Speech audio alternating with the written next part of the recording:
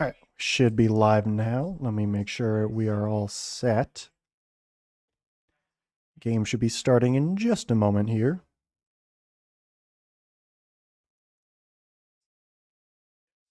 There we go. All right. So that works. Let's test the chat. All right, chat works. All right, we're getting set here real quick, actually. Let me refresh the page here. It hasn't actually given us the box score yet. But Mitch Keller's up to pitch right now, so we're getting started right now. And just for those who are not aware, I am a bit under the weather at the moment, so I'm not going to be up my usual tone of voice. I'm a little stuffy. Might be allergies, not quite sure. Where did my everything go on this? Okay. All right. So we'll have, there we go. Taylor Ward leading off for the Orioles will take strike one for Mitch Keller, number 23 for the Pittsburgh Pirates. And also for the reason why I am going with the box score here, it is because I have Xfinity, and Xfinity for some reason just kind of likes to put in a delay for like all of their live TV stuff. So yeah, it's not fun. I don't like that. So now it's 1 and 2. Been managing stuff, so I've not been able to keep up exactly with the count. Yeah, big news here for the Pirates, though, is that they've called up the number 1 prospect in baseball as Ward looks at ball 2 on a sweeper. But Connor Griffin, their new shortstop for the Pirates, number 1 overall prospect in baseball, is making his major league debut in this game. Is, yeah, pretty big. Also got a big contract extension already. Ward will look at ball 3. Does he go around? No, he does not. So he runs the count full.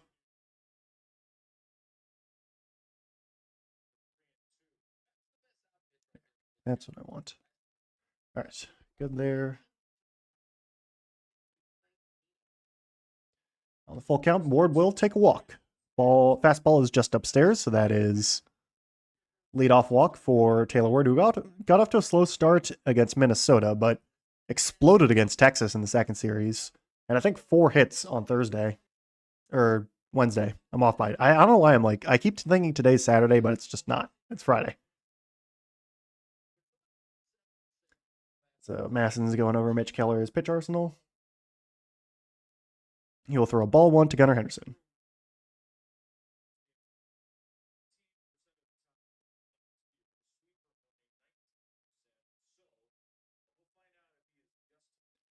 Sorry, 1-0 to Gunnar Henderson. I just get setting up a lot of stuff. Got here late, so off of work. Henderson will swing through a changeup for strike 1.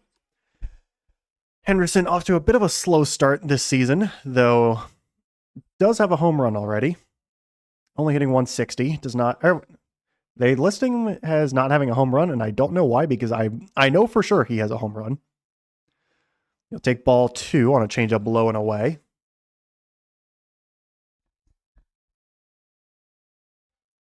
Yeah, I don't know why Masson listed him as not having a home run, because I know for sure Gunnar Henderson had a home run. That's kind of weird.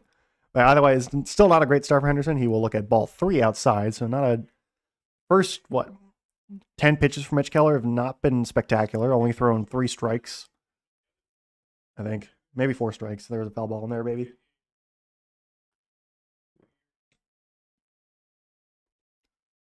So 3-1 to Gunnar Henderson. Mitch Keller will throw over to first base to check Taylor Ward. Gets back in time.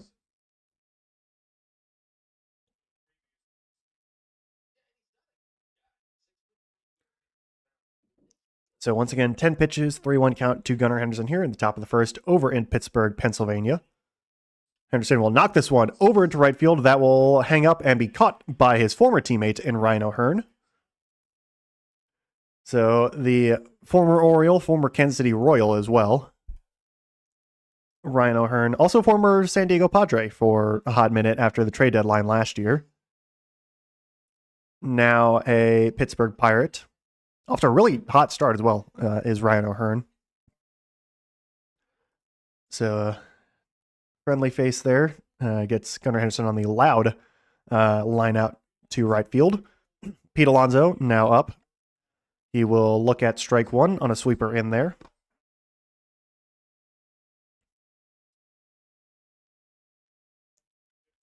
So Alonso 304 so far, 1 home run, 2 RBIs in just 6 games. In the 0-1 hole here, righty on righty matchup. We'll look at strike two on another sweeper that bends in kind of into the right side of the zone, right middle, I'd say. So 0-2 hole for the polar bear. Take a time out here. Fix up his gear, recenter in the quick 0-2 hole. I really want to go to Pittsburgh for the PNC Park. It looks really nice. Alonso will look at ball one on a slider low. It's a lot of yellow in the stands right now, not a lot of orange from what I've seen. Might be, I think I do see one Orioles cap right now.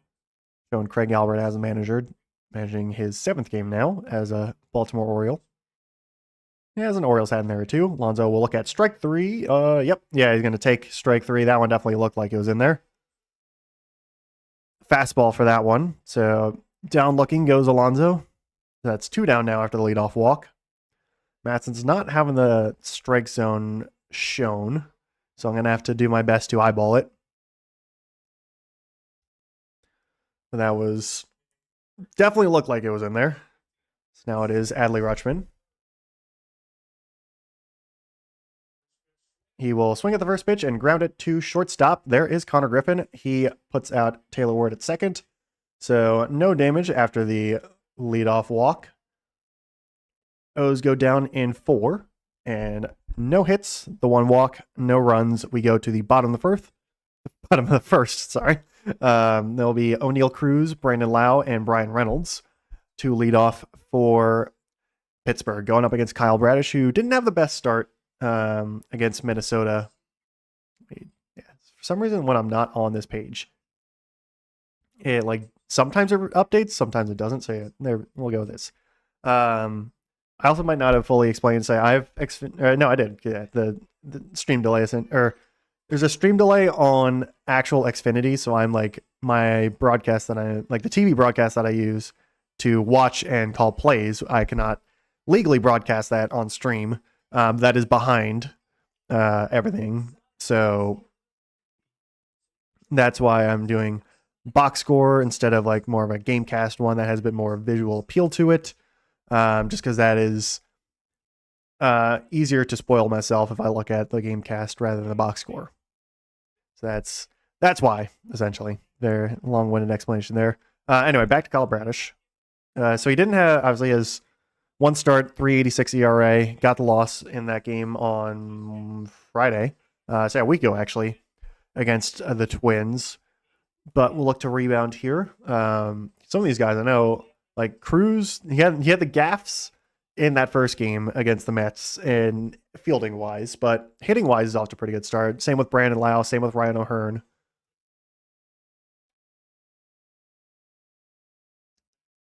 So there's a bit more pop to these bats here in Pittsburgh, who are not expected to do much this season, but 3-3 right now. And obviously it's very early, so who knows how the season could go. I was going to say 1-1 record. That doesn't look right for Bradish, but that is last season's record. So he had 6 stars, 1-1 record last year. Was coming off Tommy John, so didn't make his debut until late. He's facing the towering lefty hitter in O'Neal Cruz. He will swing through a fastball. They're calling it a 4-seam. I feel like that looked more like a cutter. But swings through it for strike 1. Cruz already has 3 home runs on the season, and I'm playing against him in fantasy, so I hope he does not do well today. I extra hope he doesn't do well. Man, Cruz can hit it a mile. Sinker is up and away for ball 1 there.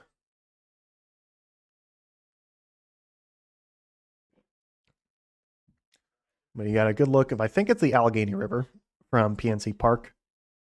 It's one of the rivers. I think they have 3. Curveballs in there for ball 2 inside. So I think it's they have like 3 rivers and they all meet in like the middle of Pittsburgh, and they have like 400 bridges there or something. It's kind of crazy. It's an interesting city. I want to go there. I haven't been there yet.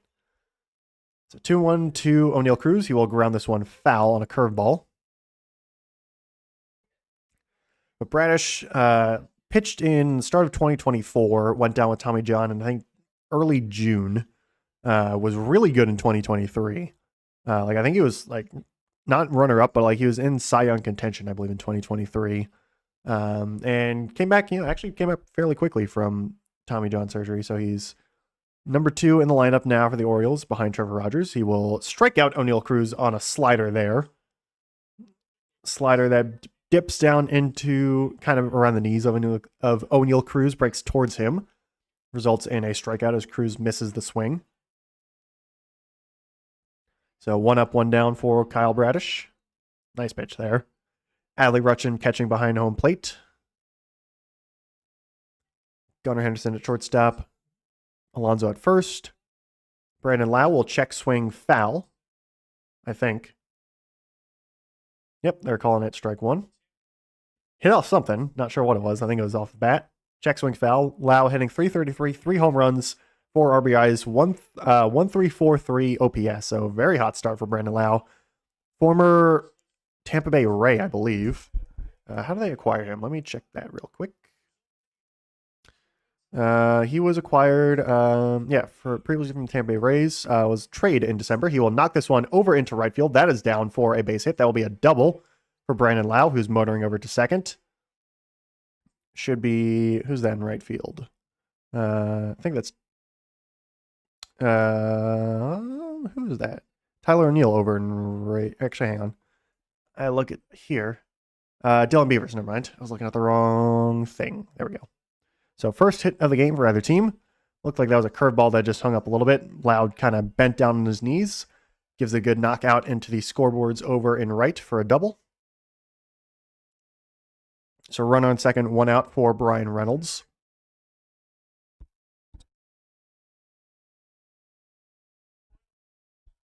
Not quite as hot of a start as Brandon Lau is Reynolds. Bradish throws a slider outside for ball 1. So both teams 3-3 coming into this matchup. O's coming off a series loss against the Rangers, though they did win their last one. Lost the first 2, won the third. So a slight bit of momentum for the Orioles. There's strike 1 low on a sinker. We'll get a challenge here, actually. It looks like, according to the box that they've now shown, it clipped the box. Though we get a first inning challenge from Brian Reynolds on the pitch that will either make it. It will be not overturned, so that is a failed challenge there for Brian Reynolds. So it's 1-1 here. So Pirates now down to just the 1 challenge here.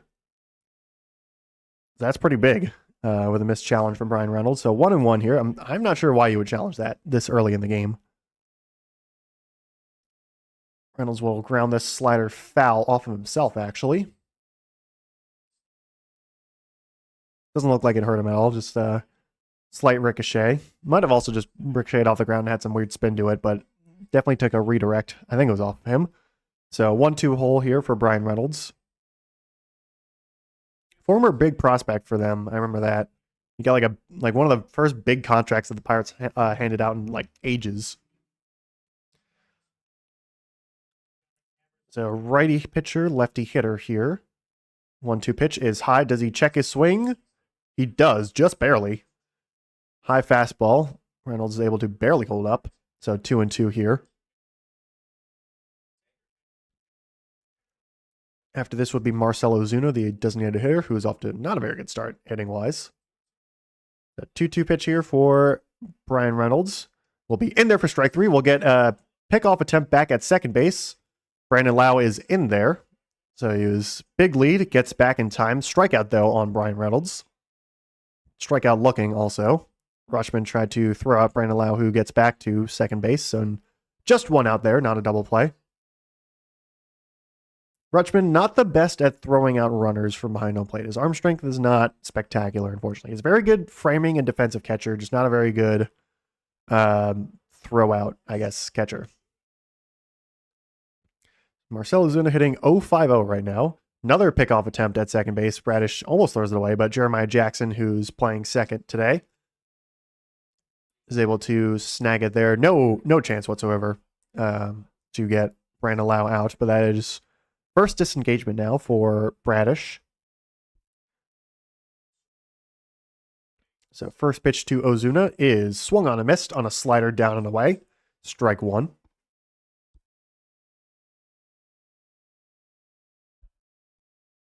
So Ozuna, former Atlanta Brave. I believe he was on the World Series winning team. I want to say he was.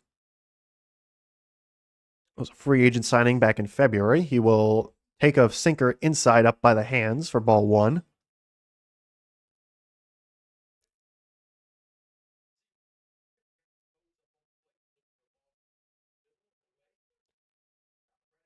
So 2 outs, run on second, 1-1 count here. 14 pitches so far for Kyle Bradish in the bottom of the first. Next pitch to Ozuna is swung on and missed on another slider outside. So same exact thing as the first pitch he threw to him. So 1-2 count now. So it's good velocity so far from Kyle Bradish. Has given up that one hit, but one more strike here would get him out of the first inning without any damage. Rutschman setting up kind of on the outside again from the looks of things. More in the middle. Yep, definitely on the outside. There's another outside slider. That time Ozuna does not swing at it, so he wisens up on the third one. Takes it for ball two. There's a couple Orioles fans over there in Pittsburgh. A lot of yellow, though. So 2-2 pitch here from Bradish to Ozuna is another outside slider. That one way outside. Grounded in the dirt and taken for ball three. So full count now for Marcell Ozuna.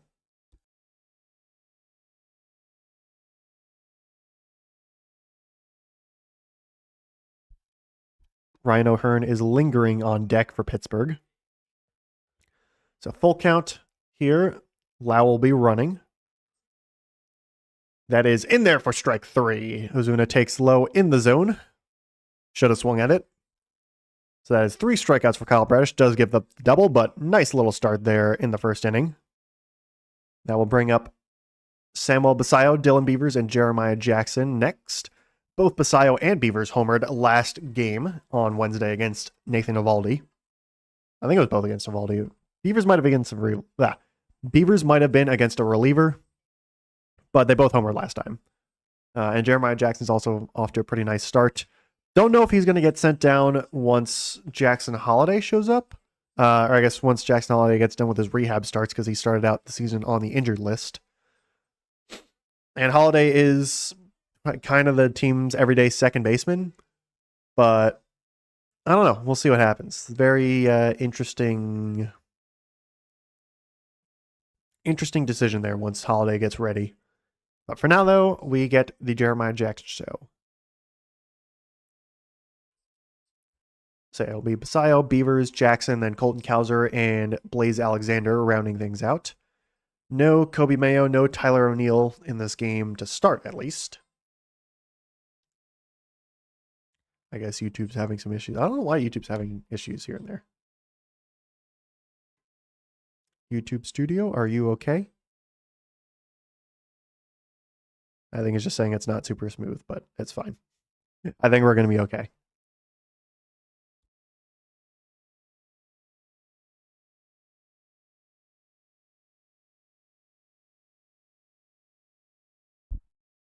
Sorry, I guess we're in the middle of commercial break. Now we're out of it, but next commercial break, I'll go over. Sorry, my stuffiness is making me stumble over my words a bit more, but I'll go over the out of town scoreboard essentially later. Oh, Boston's actually winning. They're off to a really rough start. The Yankees won, unfortunately. They're off to a really nice start. So strike one there from Keller to Basallo on a fastball. Basallo took a little bit to get going, but has picked it up a bit more as of late. He will ground this one right back to Mitch Keller. Very nice grab there by the pitcher. He will toss it over to first base. So 2 pitches to get Samuel Basallo out. A very hard chopper. Probably would have been snagged by either the second baseman or shortstop, whoever it would have been. Like it was most likely going to be an out nonetheless, but very nice play glove-wise by Mitch Keller there. Dylan Beavers now up. So lefty heavy lineup here for the Orioles against the righty Mitch Keller. Beavers will look at strike one on the bottom corner. Nice sinker there. Beavers will challenge here from the looks of things. This might hold up, might not. We'll see. It's going to be really close. Orioles been very efficient with their challenges. This one might stand. It will just barely clip the zone. So both teams exhaust one of their two challenges early.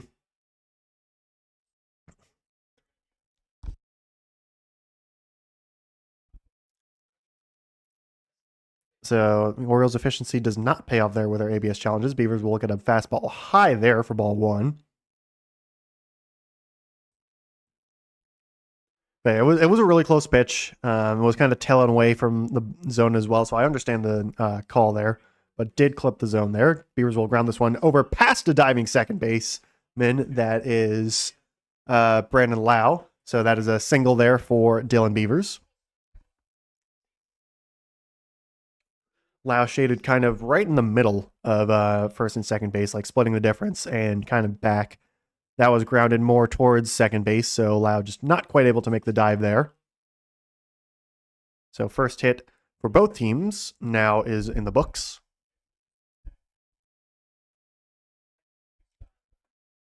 .105.3 exit velocity, so very hard ground ball there. Jeremiah Jackson now up the righty. Pickoff attempt at first base is unsuccessful.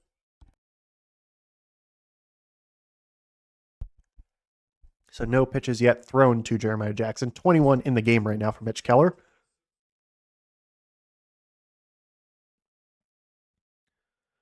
First pitch is grounded, chopped over to shortstop. That is fielded, and that will be a double play. Soft chopper there. Connor Griffin fields it cleanly, and that will be the end of the second inning. So Jeremiah Jackson grounds in the double play there. Quick 1-2-3 in the end. So the single is erased. We will go to the bottom of the second. It'll be Ryan O'Hearn, Spencer Horowitz, and Connor Griffin. So we will see the first ever at-bat from the number one overall prospect in baseball after his teammates in O'Hearn and Horowitz are up to bat first. Let me take a sip of water real quick, and then I'll get to the out-of-town scoreboard.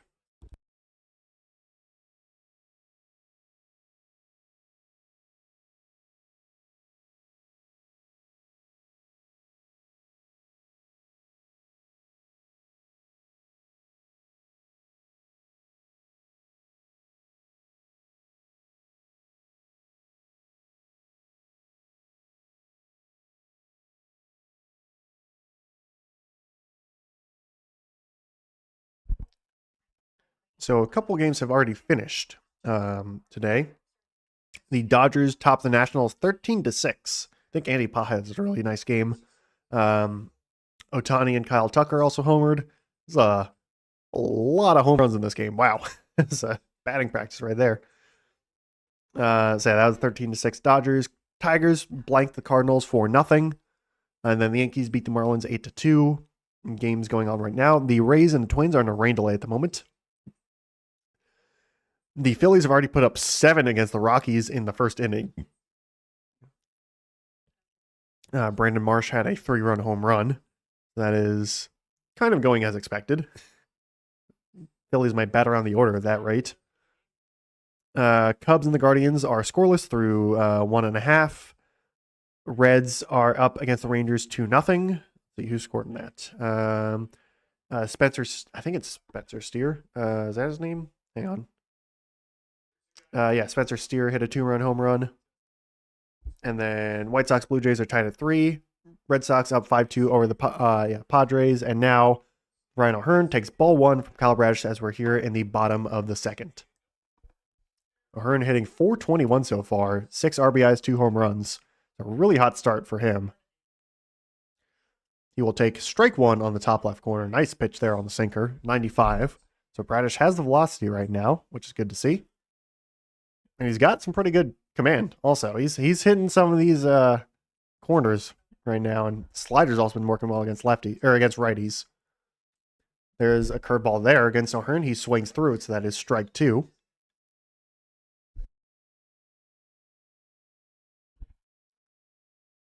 So 1-2 against our old buddy Ryan O'Hearn, righty pitcher, lefty hitter. O'Hearn will ground this one foul on a curveball. Actually, I called it a slider. Breaking ball, essentially. Grounded foul past the first base line. So 22 pitches now for Kyle Bradish. 3 strikeouts in that first inning. Nice view of Pittsburgh from behind home plate camera. We do the 1-2 pitch again, and that will be in the dirt on a slider there, taken by O'Hearn. So 2 balls, 2 strikes now. So O'Hearn, former Kansas City Royal, was, I believe, a cash considerations acquisition by the Orioles in 2023. Really just completely revitalized his career. He was floundering in Kansas City, completely picked it up. He'll take ball 3 on a sinker up and in. Yeah, just completely revitalized his career in Baltimore. Turned out to be a really nice hitter. Plays largely first base, outfield a little bit as well. Usually I think they put him in right field. DH also. He platooned a lot with Ryan Mountcastle at first base, but was traded at the deadline to San Diego along with Ramon Laureano. Back in July of last year, he will ground this next pitch foul. And after that brief stint in San Diego, now finds himself on another yellow team, another yellow and black team in Pittsburgh. So the color scheme for Ryan O'Hearn has not changed all that much. Just kind of eliminating the brown that San Diego sometimes has. And it's now just entirely black and gold. O'Hearn will take a walk on a sinker low. So first walk of the game for Pittsburgh. 8-pitch walk there. So well done from O'Hearn to work the count there. It was 1-2 at one point. Now it's 4-2. So the former Oriole first baseman in O'Hearn meets with current from Orioles first baseman in Pete Alonso. Brings up Spencer Horowitz, hitting 133 so far. Does have 1 RBI.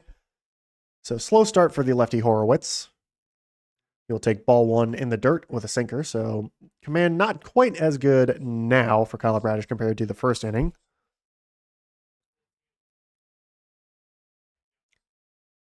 Definitely still has the velocity, but losing it slightly here in the second inning in terms of location. Next pitch is lined foul on a slider that was in the bottom of the zone. So there's got a couple, largely a sinking fastball for Kyle Bradish. So just a little bit of movement there. Then curveball slider for like looping movements, a lot of right to left bend, slightly different, I think, angles as well. There's a curveball that is swung on and missed. Curveball is a bit more direct, like drop, whereas slider's a lot more like diagonal, like corkscrewy type of things, which is how I think usually how it goes. Then still, it's like 95 sinker is pretty crazy.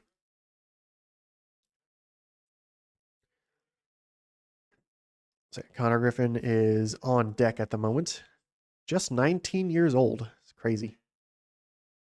But right now, it's the 1-2 count to Spencer Horowitz with Ryan O'Hearn on first base and nobody out.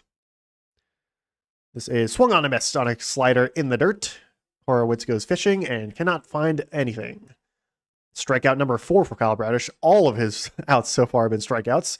And here comes Connor Griffin. Looks like, I think they're showing his family in the stands. Stadium is going crazy. Yeah, it's a big moment for him, obviously. I could have sworn they were playing the Charlie Brown theme for a sec as his walk-up song. I don't think that's what it was, but it's pretty cool if it would be. Hit 438 in the couple of games he played in AAA this year. Because again, season just started. He will swing at the first pitch on a slider away. So it's righty on righty here. The slider is breaking away from him. First pitch he sees is a swinging strike.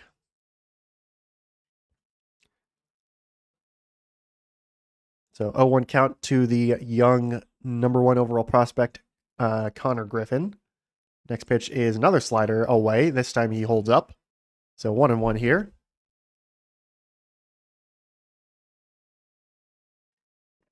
Yeah, everyone in the stadium is sitting up in their seats a little bit at this at-bat here. So the 1-1 count to Connor Griffin from Kyle Bradish is swung on a miss on another slider. All sliders so far to Connor Griffin. And he is swung on miss 2 and taken another, so it is 1-2 at the moment. The Jolly Roger is being waved up in the stands in Pirates land. He's got lightning on his gloves, which is pretty cool. Does Connor Griffin. Next pitch is another slider. Swings and misses again. Looks like, oh, actually, I think he got a little bit of contact. So never mind, not a strikeout, just a foul ball. Looked like he missed it, but he did make a slight bit of contact. So he stays alive. Taking 4 sliders right now. Bradish has pitched 4 straight sliders to Connor Griffin. See if he goes for it again. Rutschman is lining up on the outside of the plate. Again, it is a curveball this time. He will knock this one out into center field. Will Kowser get there? No, he will not. That will be down for off the wall. And that will be an RBI double there for Connor Griffin. The camera work was terrible by Masson. So RBI double for the first career hit for Connor Griffin. Knocks a curveball out into left center field. One hops off the wall. The camera was really focused on one of the guys in the dugout for Pittsburgh, who was like waving a traffic cone around. Didn't actually show the play, but O'Hearn goes from first to home. So there's all breaking balls there. It goes from a slider to a curveball, does Bradish, and gets punished for it. O'Hearn is able to motor around and get home with no throw home. Actually, it wasn't throw home. Throw home was late. Again, really poor camera work by Masson there. Now to Jared Triolo, who takes a ball low on a slider. So 1 hit, 1 RBI. And batting 1,000 is Connor Griffin in the majors right now.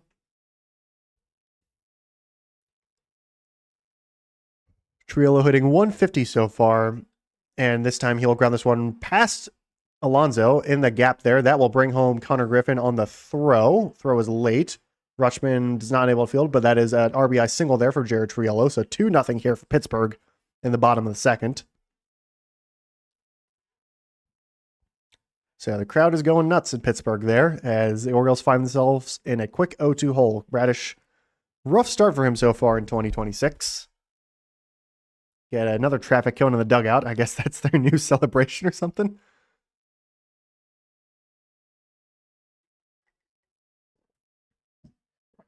So yeah, the throw just not able to get there in time. Was a kind of a bit of a weak ground ball, actually. But in the gap between first and second, no one able to get there. So back-to-back RBIs for Pittsburgh. Now it is the 9-hitter, Henry Davis, former, I think, first overall pick, actually, if I remember correctly. Let me double check. There we go. Yes, former first overall pick in 2021. Don't think he's panned out too much from what I remember. Hitting 143 so far on the season. There's a check at first base on Jared Triolo, but he is back in time. So 2-0 now for the Pirates here in the second inning.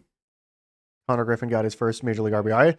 Davis will line this one over into left field. That will be a base hit. That will get Triolo over to third. He will hold it. Oh, no, he's being waved home. Throw home is way wide. That is back-to-back-to-back RBIs. Throw from Taylor Ward throw from the cutoff man, Blaze Alexander, was not good at all. I think it was Blaze who's throwing it. So RBI double there for Henry Davis. So the bottom of the order is crushing it right now for Pittsburgh in this second inning. It's a slider that just stays up in the zone. Lined over into left field.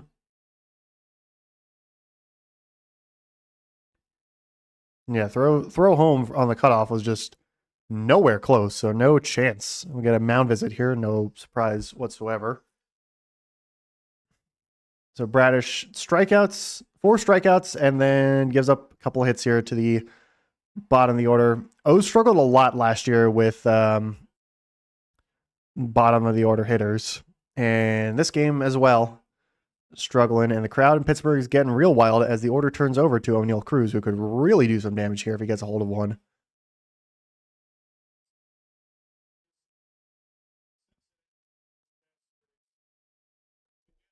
Cruz did strike out. Last time he was up in the first inning. Now finds himself batting in the second inning, which is not good for Kyle Bradish. Still only one out as well. Runner on second, which is Henry Davis, the catcher.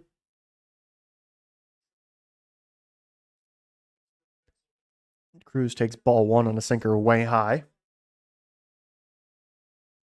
And Kevin Brown on the Orioles broadcast is talking about the traffic cone craze for Pittsburgh. Apparently they got one in Cincinnati in their series there, because I guess they run into a bunch of traffic all the time, is what I heard. Cruz takes strike one on a curveball in there. Does not swing at it. But yeah, just like there's some fans in the stands with holding like traffic cone hats. There's traffic cones in the dugout, traffic cones in the bullpen. Pretty funny. I like that. They had a welding mask, I know that initially, but they might have abandoned that for the traffic cone. So 1-1 count to O'Neill. Cruz is now a 2-1 count on a sinker way high.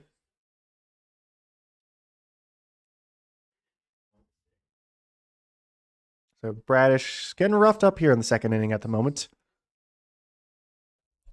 Has the breaking ball, he's thrown a lot of them, just got punished on a couple of them. He will look back the runner at second. Almost went through. Could have almost been a balk, but is not called. But again, who really knows what a balk is?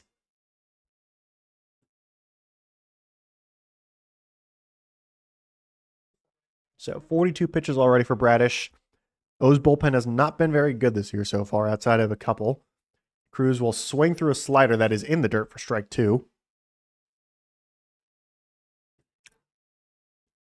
So Bradish hunting his fifth strikeout now against the towering lefty.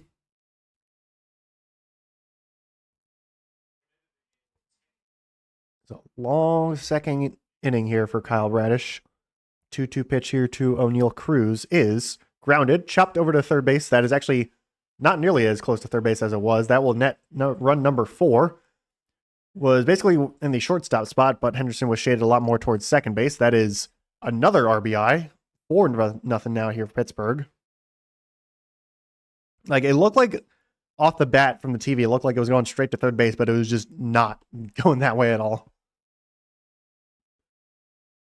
It was a sinker high in the zone. He just chops there. Bradish is not happy with it because it's not a bad pitch. He just gets a hold of it, and Henderson was shaded basically behind second base, so there's no one there to get it. And just dribbles right in the outfield. That is an RBI single for O'Neill. Cruz. Brings up Brandon Lau, who did double in this game. Takes ball one away.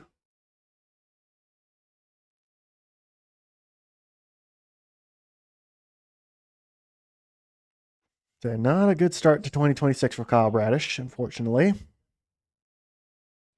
Let's hope he can at least get out of the second inning. Lau will take ball 2 on a sinker away. So Bradish not challenging Brandon Lau at the moment.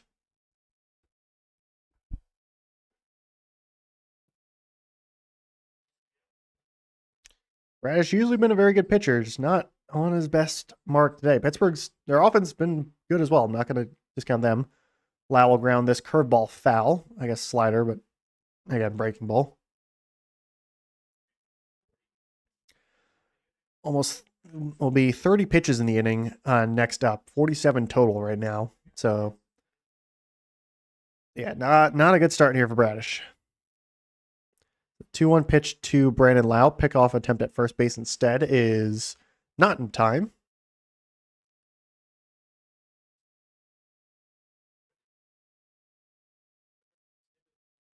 I think some of the guys in the Orioles bullpen are warming. Not surprising. So 2-1 to Brandon Lau is up there. Throw attempt on a steal is in time. O'Neill Cruz caught stealing at second. Looks like it was kind of a pitch out on a fastball high. Cruz, I guess he got a pretty bad jump as throw was well in time, even with not even the most amazing throw in the world. But Henderson there, actually, it was a pretty good throw. Never mind. I will stand corrected.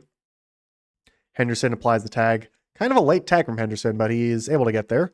Cruz caught stealing there.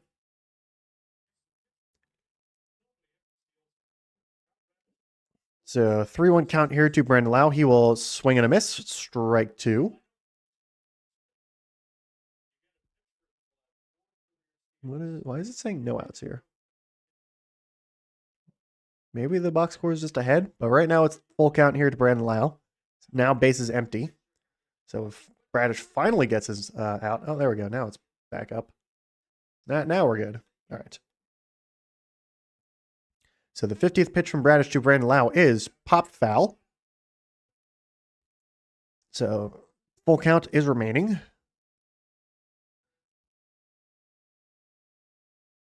But at least there's no one else on the base. Or on the bases, so another double wouldn't net another run, thankfully. So the full count pitch, again, is in there for a walk. Slider taken in. So that is second walk of the game for Pittsburgh. That will bring up Brian Reynolds, who struck out his first time up.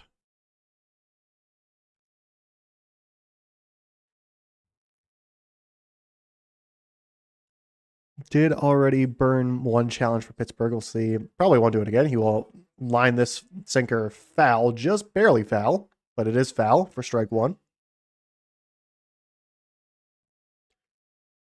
So 0-1 count here to Reynolds. Bradish already up to 52 pitches and not a good start at all. With Brandon Lau at first base. Next pitch is popped high in the air. That will not get out. Shallow left field. That will be caught by Taylor Ward, so that will thankfully end the inning after a terrible inning for Kyle Bradish. Nets 4 runs for the Pirates on 4 straight hits for them, pretty much. So the nightmare is over for Bradish in the second, at least. That will bring up Colton Cowser, Blaze Alexander, and Taylor Ward.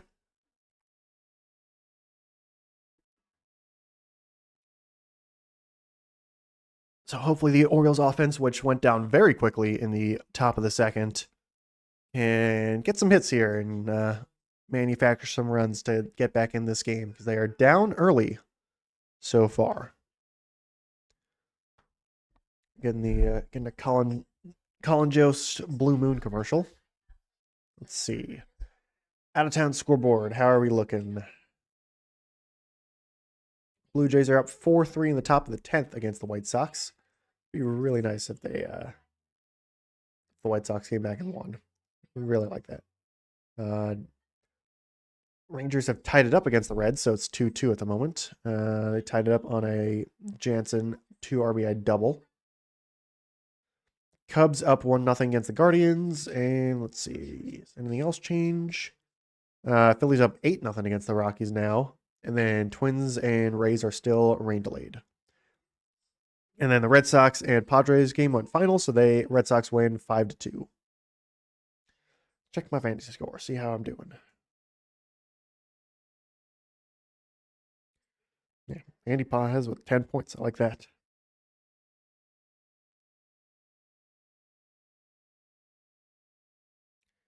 Yeah, Bradish already at -5 points. I don't have him, but I know who does in the league. That's not good there.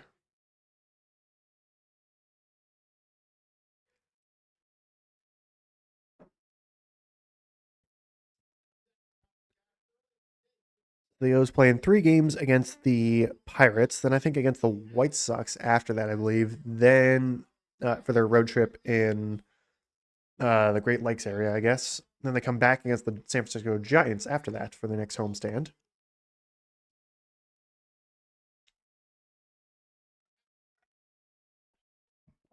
So Orioles, now in the top of the third, just have the 1 hit so far from Dylan Beavers. Colton Cowser talking with someone. I think he has something in his eye. He's talking with the trainer. So giving him an eye drop. So hopefully it's going to be nothing. Just a little, like, got some dust in his eye or something. But he is, yeah, he's giving the thumbs up to the umpire. So he's stepping in the batter's box now. So we are getting underway in just a sec.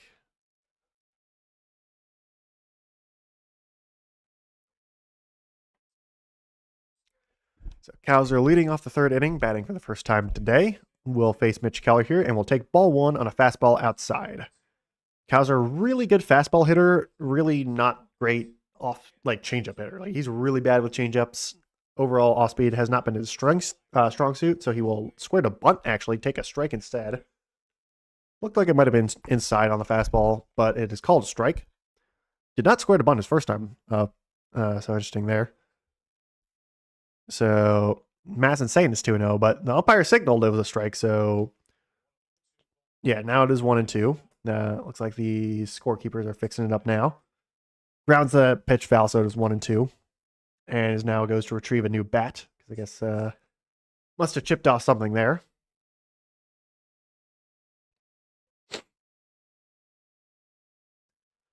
So 25 pitches right now for Mitch Keller through 2 innings, and a couple extra to Kowser here in the third.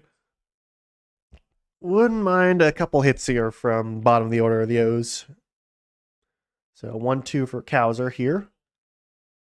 We'll look at a changeup low in the dirt for ball 2, which is good. We like that. Don't need a swing and a miss on something like that. Kowser hitting .333 so far in the season. Has not played every game. Keller will spike a changeup in the dirt to run the count full. I don't think they play Kowser too much against the lefties because they have a decently crowded outfield right now with Tyler O'Neill and Leody Taveras on the bench. So we get a bit of a mix and match here. Kowser will look at ball 4. Does he go around? No, he does not. So he takes ball 4 on a sinker low. So that is another leadoff walk. Keller walked Taylor Ward, not Blaze Alexander. He walked Taylor Ward to start the game, though he got out of that with nothing after it. Here is Blaze Alexander, hitting .364, brought over from the Arizona Diamondbacks in a trade about a month ago or so, maybe 2 months at this point. Alexander will chop this one right back to Mitch Keller, who throws it over to second, makes the double play. So that is very unfortunate there. First pitch ground out, so that is what 1-3 or 1-4-3, I think, double play. I think that's how you score it. So yeah, nice pick there from Mitch Keller. Makes the throw over to second. And Brandon Lau throws it over to first, and Spencer Horowitz makes the double play there. So base empty, 2 outs now for Taylor Ward, who walked in the first inning. Second grounded double play for the Orioles in this game. Takes a sinker in the zone for strike 1 on the right corner, or not corner, just right side of the zone.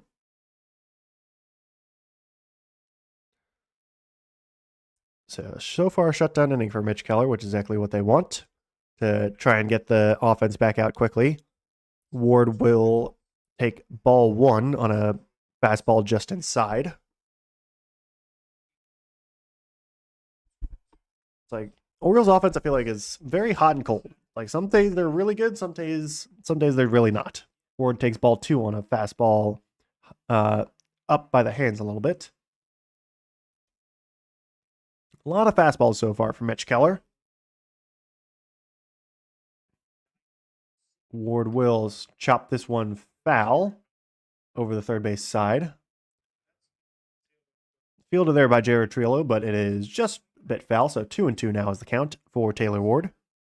Brought over in a trade with the Los Angeles Angels, sending over Grayson Rodriguez for Taylor Ward, who had, I think, 36 home runs last year. Have not seen a Taylor Ward home run yet, I believe. We will not see one on this pitch as a sweeper outside for ball 3. Ward has been lighting up in the past couple of games. So we'll see how it goes here. He's another ball away from a second walk in the game, too. He will walk again. That fastball is spiked in the dirt. So Ward has swung at 1 pitch of the 12 he's seen, has walked both times as well. So Ward being very patient with that and has rewarded with him twice now. That brings up Gunnar Henderson. The O's have actually been pretty successful with 2 outs. Like, I feel like they've hit a lot pretty well overall with 2 outs, though who knows how it goes here. Henderson hit it hard, but lined out first time he was up. He will look at a strike there as the sweeper bends way out and then back in. A lot of movement on that pitch. Like, it looks like it starts basically in the right-handed hitter's batter's box, then curls back into the middle of the strike zone. It's very impressive. So 0-1 to Gunnar Henderson. He will knock this one over into shallow left field. That is a single there for Gunnar Henderson. No chance for Triolo or Griffin to make any sort of play there. Just a nice little bit of hitting for Gunnar. Fastball, sinker kind of outside part of the zone. Would have been a strike, but Henderson makes contact, knocks it over into left field, fielded on a couple hops there by Brian Reynolds. So runners on first and second now, 2 outs for Pete Alonso. Get a quick meeting between pitcher and catcher. But again, Orioles pretty good so far on the season with 2 outs. Like they just seem to, something seemed to turn around when they have 2 outs. And this is a guy you would like to have up hitting, just period, in Pete Alonso. Did strike out last time, strike out looking. So see how it goes this time. Could really make this game interesting again with one swing. So righty on righty, Alonso will knock this first pitch foul on a fastball in the zone. Sinker. Sinking fastball. It is a type of fastball, not a 4-seam. It's like, I think Keller has both a 4-seam and a sinker, so it's like very, very similar pitches. But one has a little bit of movement and is like slightly slower. So 0-1 pitch here to Alonso will be chopped right over and into the glove of Brandon Lau at second base. Alonso kind of looked like he might have got it in the middle of the bat, was lined right up back basically to second base, and that is a line out there and ends the inning. So no damage done from the 2-out walk and then 2-out base hit. So O's still down 4-0 as we go to the bottom of the third. Don't think we'll see a bullpen call just yet from Craig Alvarez, because Bradish is only about, what, like 56, 57 pitches. But probably won't see too much more of Kyle Bradish, especially if things continue to go south. Let's check the interwebs, see what the interwebs say about stuff.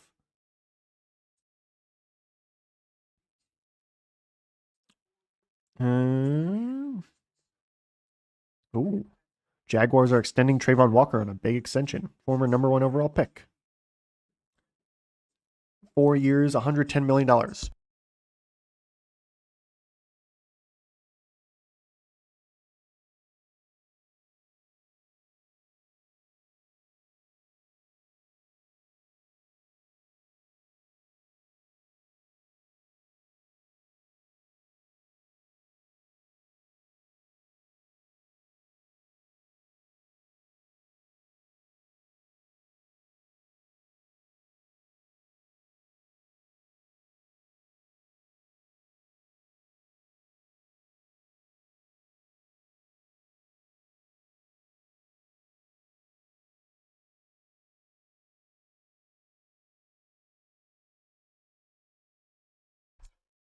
Sorry, I got interrupted there a little bit, but it's all good. So yeah, 4 years, $110 million, 77 guaranteed, 77 million guaranteed for Trayvon Walker, 50 million fully guaranteed at signing. It's a big contract.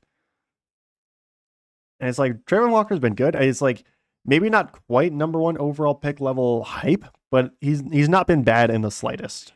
27.5 career sacks, so it's like not world shattering, but it's solid. Like very above average, definitely. So Marcell Ozuna up to bat here against Kyle Bradish here in the top bottom of the third. 1-0 to Ozuna. Opening day for PNC Park. Also, Pirates were away for their first series.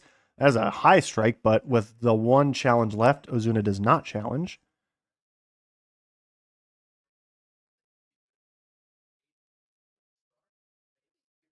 So 1-1 here to Marcell Ozuna.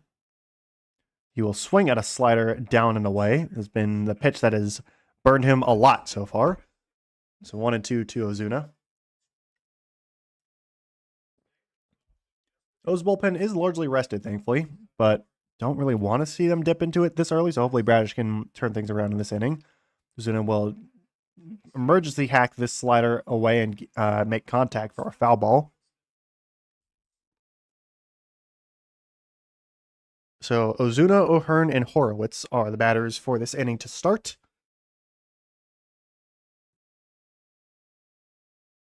1-2 here to Ozuna. 58th pitch for Kyle Bradish in the bottom of the third.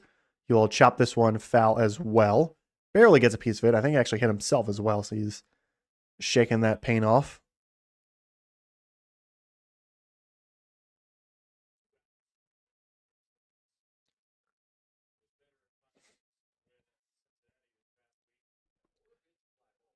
So 1-2 pitch to Ozuna again is swung on a missed on another slider down and away. That pitch has, against Ozuna, has been working really well.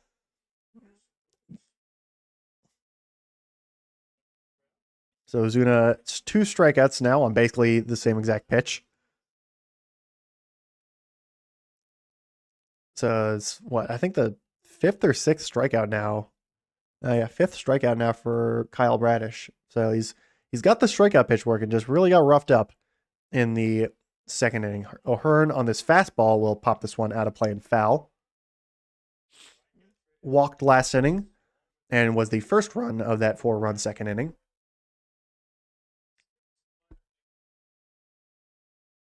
It's part of that big trade with San Diego. Got a ton of prospects. O'Hearn takes a sinker in the middle of the zone for strike 2. So quick 0-2 hole here for Ryan.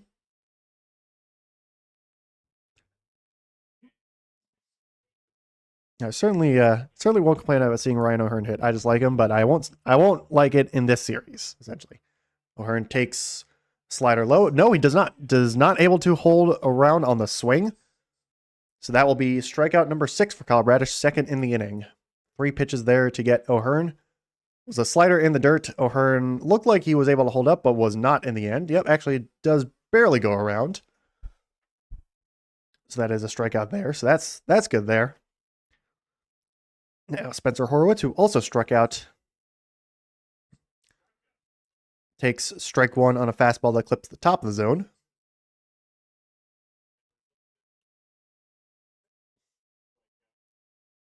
So Bradish isn't afraid to challenge the strike zone at the moment.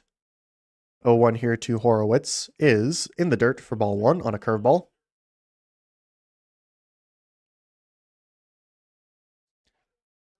So Horowitz was a free agent signing, I believe, a couple of years ago. Let me check that real quick.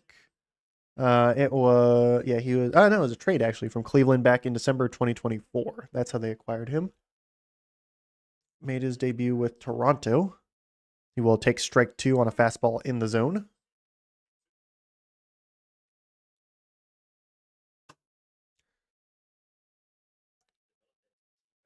So 1-2 count here to Spencer Horowitz.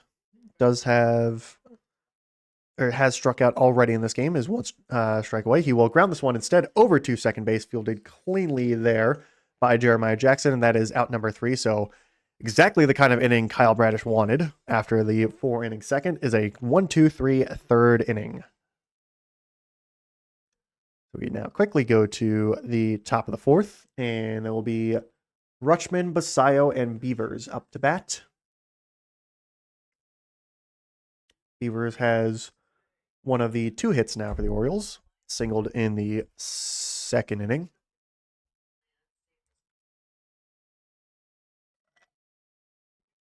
But the Orioles also do have those 2 ground into double plays, which are, never fun. So hopefully we don't see that again. Don't like those. I'm very excited because I'm going to see the Mario Galaxy movie on Sunday. And I know reviews have been a little mixed, but I'm definitely going in with the thought of like, this is not going to be very deep, and I'm very much going to be the point and like fan service me. I'm just there for the fan service.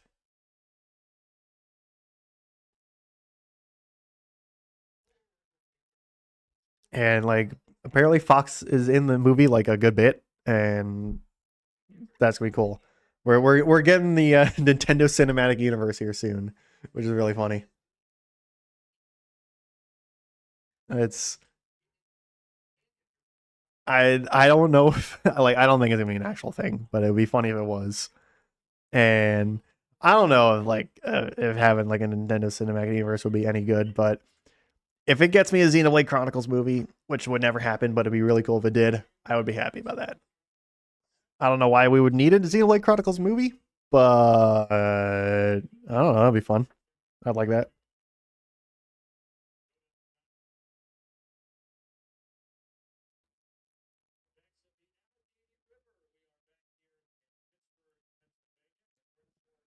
So back here for the top of the fourth inning. Adley Rutschman 0 for 1 on the day. We'll look at first pitch ball just outside with the fastball against Mitch Keller. 40 pitches now for Keller, who's induced a couple ground ball double plays. Also has a couple really nice glove plays by himself. Rutschman will pop this one foul.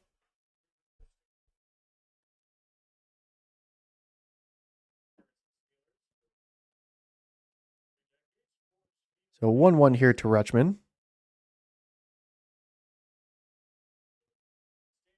My brother's texting me. He's got his Orioles cap on. Let's go O's. So Rutsch takes ball 2 there as well. It looks really nice there in Pittsburgh, also weather-wise. It's really nice back here, too.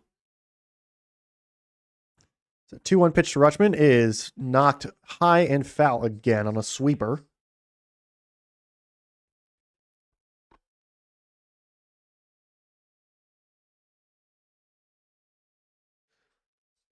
So Rutsch, who's off to a pretty good start, all things considered, with his bat. Not necessarily power-wise, but he was definitely struggling a bit with, I think, swinging too hard past couple years. The contact's been a lot better for Rutschman. Takes ball 3 on a changeup low. So he's just been playing all right, and I like that. Like we don't need if you're the Orioles, they don't need Rutschman to like hit 30 home runs. Like he's just a guy to like hit some doubles. He was really good when he's hitting doubles or taking walks, as he just did right now. Takes ball 4 on a sweeper high. It's back in 2023, when the O's win 101 games and Rutschman was an all-star. He was obviously he went to the home run derby actually, but he was really good at hitting doubles, really good at walking as well. Like he wasn't just a power guy. He was able to get bat on ball a lot of the time and just get on base. And I'm fine with that because you got Samuel Basallo who knocks this first pitch fouling out of play on a fastball. He's your power hitting catcher because he's already hit his first home run back on Wednesday was a 421-foot bomb to like center field. So yeah, he's the guy who you're going to have launch nukes into orbit, essentially, for the next, 9 years or something. And that one is also knocked foul. So 0-2 count here for Basallo.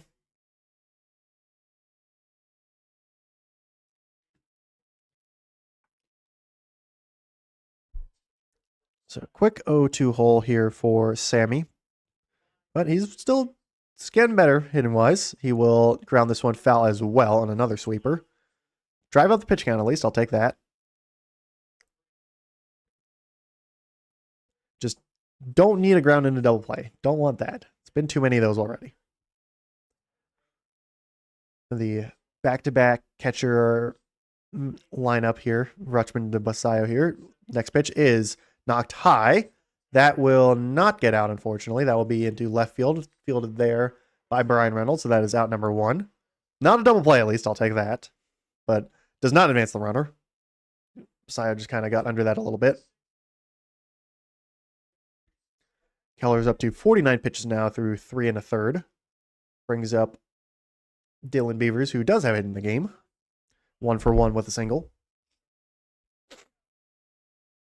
So don't count out the Orioles just yet. This game is certainly not over. Beavers will look at ball 1 on a sweeper that is not able to bend back into the zone.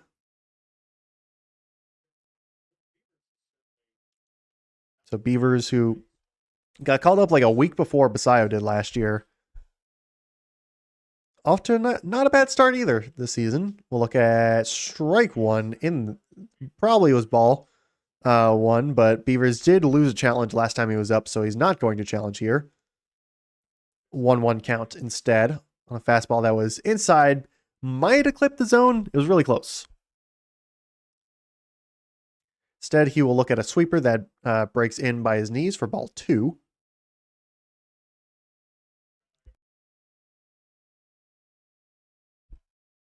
But yeah, Beavers, one of the many young prospects that the Orioles have had over the past couple of years that has a lot of hype around him.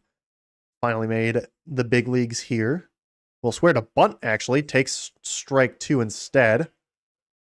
Also probably was inside, but called a strike. No challenge there from Beavers. Interesting decision there, though. They're definitely not really shaded towards third base, so maybe he was trying to bunt it down the third base line. Now with 2 strikes, he will not. He will instead chop this one over to third base instead. That will not be fielded cleanly there by the third baseman, Jared Triolo. Would have been a tough play anyway to try and get Beavers out. No chance for a double play there. So basically, he got the bunt off pretty much. It was a swinging bunt instead. Triolo was shaded basically in the shortstop position. So in the end, it works out for Dylan Beavers, who's now 2 for 2 with 2 singles. But Triolo just gloves just a little bit too high, not able to field it cleanly. Might have been able to throw out Beavers at first base. No chance to get Adley at second. Instead, though, it is an infield single. Don't think they're going to call it an error. I think it's just an infield single. Now it is Jeremiah Jackson, who grounded into a double play last time he was up in the second inning. Takes ball 1 on a sweeper low. Again, don't want ground into double plays. None of that, please. Instead, it will be popped foul over into the stands and by right field.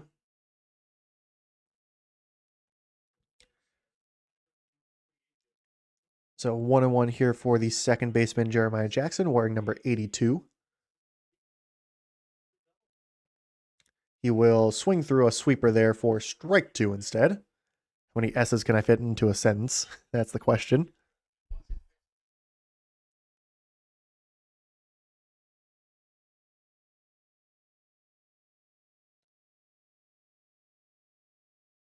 So 1-2 for Jeremiah Jackson. 57 pitches for Mitch Keller at the moment. Runners on first, second. 1 out here in the top of the 4th. This pitch is popped up into shallow right field. Actually, not really quite shallow, but it is still right field. That is O'Neill Cruz actually coming in over, taking it out from Ryan O'Hearn. He tries to throw over, throws to third. Rutschman able to get there in time. I guess throws actually to second. Cruz and O'Hearn talking it over because I get center field has priority, but like O'Hearn basically didn't have to move to catch that, and Cruz did have to move a lot. In the end, nothing really happens of it, but it's definitely something you gotta communicate with. O'Hearn also did it's really funny, like as Cruz catches it, he like looks back and just kind of like did a little pouty face as he like bobs his head. Is pretty funny.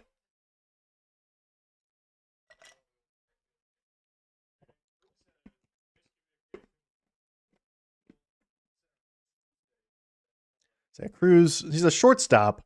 They moved him to center field. Not really sure why. Has had a lot of trouble in center field as a fielder. That time gets away with it, but wasn't pretty. Cowser swings through a sweeper there for strike 1 also. So we have a run on third, at least for the Orioles, but 2 outs.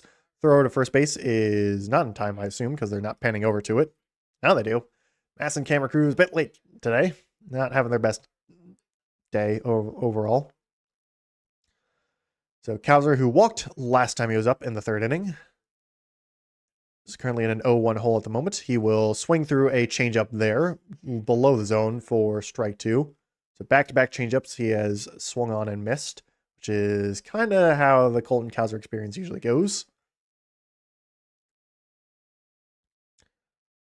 The O's could use a hit here from Colton to get them on the board here, but is in a 0-2 hole. My guess is it's going to be another changeup.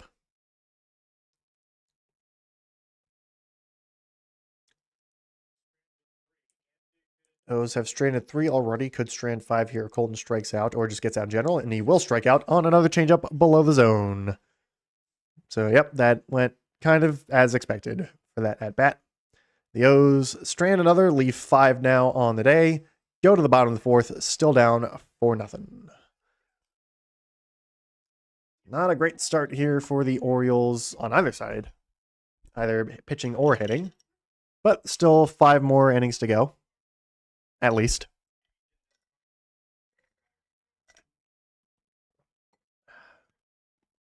Let's see that. I'm assuming that Toronto and Chicago game went final, probably with the Blue Jays winning. Did it? Where'd it go? Oh wow! The White Sox won, and they came back and won. Scored 2. Bunt single to the catcher, scoring error as well. That's crazy. And then a single got them the win. So the White Sox walk off the Blue Jays. That was postponed from yesterday, I think. Oh, this is the first game of the series. I thought the Blue Jays played the White Sox earlier.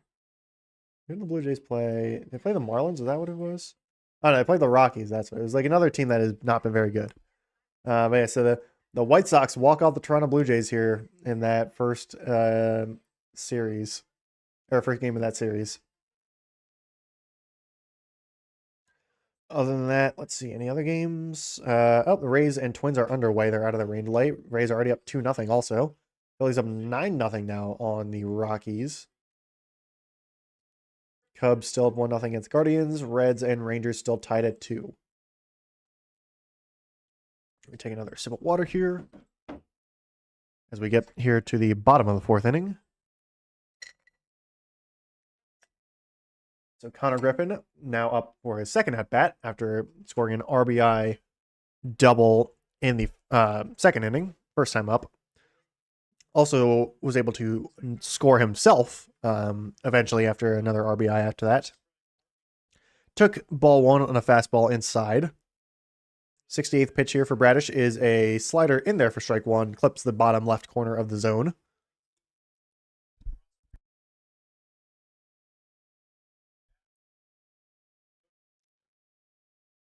So 1-1 here to Connor Griffin is a ball low and away on a sinker. And again, Griffin just 19 years old, making his major league debut today. Already has his first major league hit and major league RBI. And major league double, as it was an RBI double. Looking for his second one here. He will look at ball 3 instead on a slider down and away. So it's probably last inning for Kyle Bradish, no matter what. Already up to 7 pitches now. Hopefully it can be a quick one for Bradish. Shutdown 1. Will be ball 4 on a fastball up and in. Almost hits Griffin, but instead it is a walk. So his first career walk for Connor Griffin. Reaches base both times so far in his major league debut. Brings up Jared Triolo, who had a RBI single in the second. 9th pick in the 2024 draft for Pittsburgh. It's a quick stint in the minors, essentially. Triolo takes strike 1, a slider that clips the bottom left corner of the zone. Nice pitch there.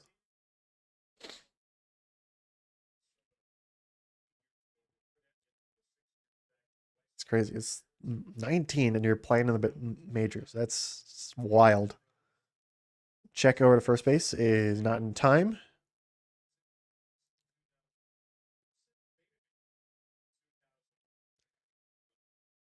So no outs here in the bottom of the 4th. Connor Griffin on at first base after the walk. 0-1 count on Jared Triolo. Next pitch is chopped foul. Emergency hack, check swing kind of thing. Gets a bit of a contact. And instead results in strike 2. So 0-2 count here against Triolo. Bradish has 6 strikeouts in the game right now. So he's getting a lot of swings and misses right at the moment, but also has some contact in the second. There is some contact there. That is a hit for Triolo. That will be a single for him. That will bring Connor Griffin over to second. Throw is over to shortstop, so no further movement there, but first and second now, nobody out for Henry Davis. The bottom of the order again is putting in work for Pittsburgh And again, Orioles struggling a bit with the bottom of the order. So Davis, who also had an RBI hit in that second inning, has a chance to really blow this game open if he gets a hold of one here. Had a double last time he was up. We'll look at strike one on a sinker in the right side of the zone.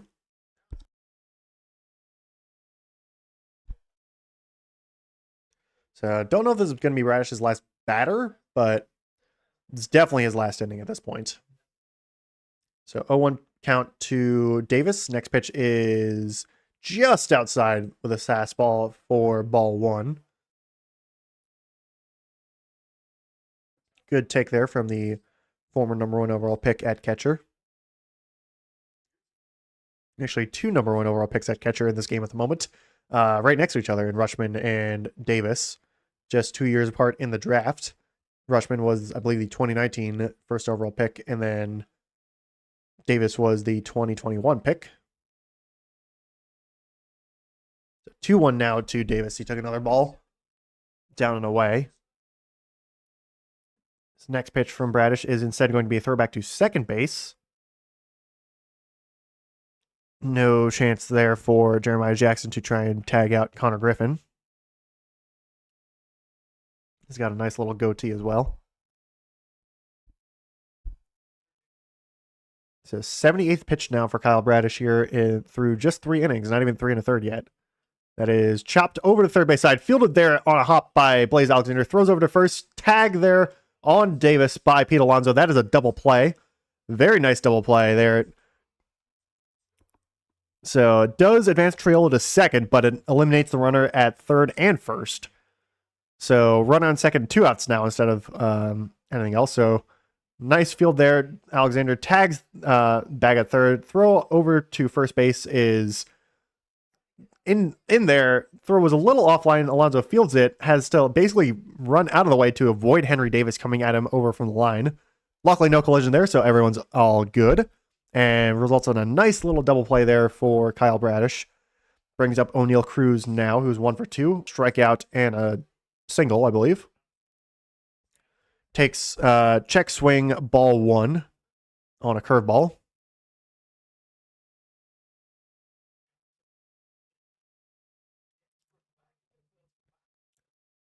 So 1-0 count to Cruz, who will look at ball 2. That's called a strike. That's going to get challenged. Is he challenging? He's not going to. Why? Oh, that's surprising. That ball was really low. I know they only have 1 challenge left, but still, that is like it looked like Cruz wanted to challenge and then decided against it. But that one, he should have challenged that one because that was a good couple inches below the zone. I'll take it as an Oriole fan. He'll instead ground this next pitch over to second base, fielded cleanly by Jeremiah Jackson, throws it over to Pete Alonso. That is out number 3. So who knows if that challenge would have meant anything? In the end, it is out number 3. So Bradish gets through the 4th inning with no runs given up, which is good. After the 1st and 2nd, nobody out. Brings up the Orioles after this. So it will be, I believe, Blaze Alexander, Taylor Ward, and Gunnar Henderson. Those still searching for their first run of the game. And I'm going to drink some water here, so I'll hop out for just a moment.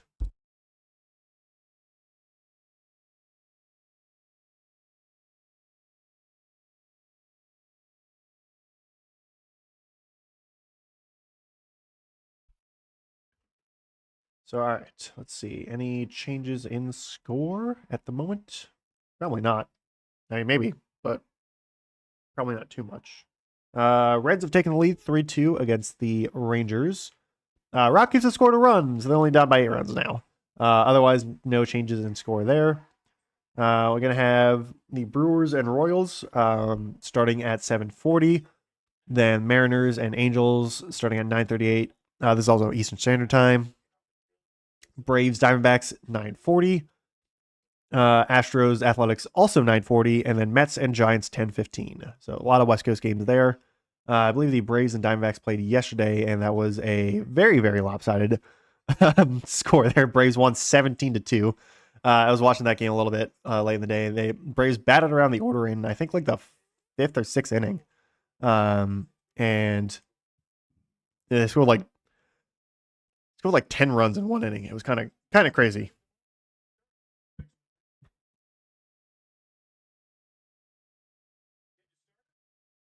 but it was very. It was actually got to a point at the end. As an Orioles fan, it was kind of funny. James McCann, who's on the Diamondbacks now as a like backup catcher, was put in as a position player pitcher. As first pitch for Blaze Alexander is a hit there into shallow left center, so that is a leadoff single for Blaze Alexander. Oh, he's actually gotten the leadoff batter on, I think, 3 out of 4 innings now. But anyway, so James McCann is pitching in, like, I think it's the top of the 9th or whatever. And I guess Jorge Mateo is on the Atlanta Braves now, both former Orioles. And Mateo actually hit his home run, like a 2-run homer off of James McCann, so it was pretty funny there. So both former Orioles going up against each other there. So Taylor Ward will look at first pitch strike on a sweeper in the zone. So Ward has walked twice in the game so far. Has only swung the bat once, and that was, I think, a foul ball is what he hit. Will not swing here on a sweeper in the zone again for strike 2. Probably should have swung the bat there.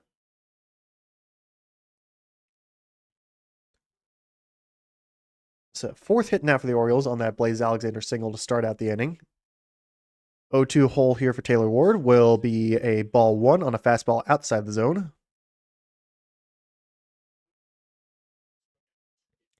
Mitch Keller walked 4, struck out 2, but has not given up a run yet through 65 pitches and 4 innings. Now in the top of the 5th. 1-2 to Ward is in there. Just no, it's called strike 3. Ward is not going to challenge. Probably might have clipped the zone. Is very close. I think if Orioles did have both their challenges, he might have challenged it, but it might have been a bit low. It was really close. Really, really close. Sinker just at the bottom of the zone. Strikeout looking for Taylor Ward. Good frame job there by Henry Davis. Brings up Gunnar Henderson, who singled his last time up. He will knock this one over. That is fair ball right in the right field line. That will be a double for Gunnar Henderson. Out, O'Hearn fields it, and that will be Henderson. He's going to actually trot over to third base kind of awkwardly. I think the throw in was not very well placed by O'Hearn. So that is a RBI trip, double. Never mind. Henderson went back. It was looked like he was going to third, then he went back. I don't know. Again, not very great camera work by Masson either, but RBI double for Gunnar Henderson opens up the scoring for Baltimore there. A sharp line drive into right field. Gets over the glove of first baseman Spencer Horowitz. Blaze Alexander is able to get around home easily and end the shutout for the Orioles. Alonso will swing through a fastball high in the zone, or above the zone actually, for strike 1.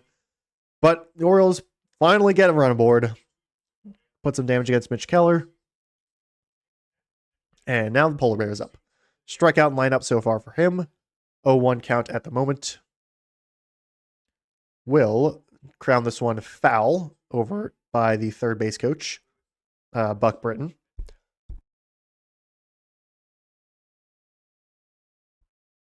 So Alonso off to a solid overall start. Maybe not like quite the hottest start in the world, but does have a home run. Overall swinging the bat pretty well. Not too bad. I'm not going to complain about it whatsoever. He will look at ball 1 low on a sweeper. 1-2 count now.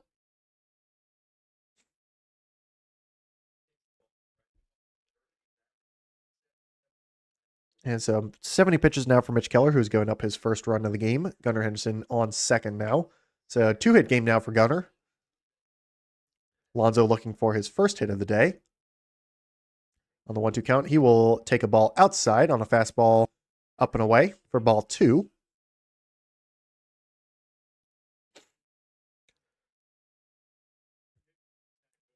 So the big signing for the Orioles here in Pete Alonso. Hoping to plate another run here with a ball hit past the infield.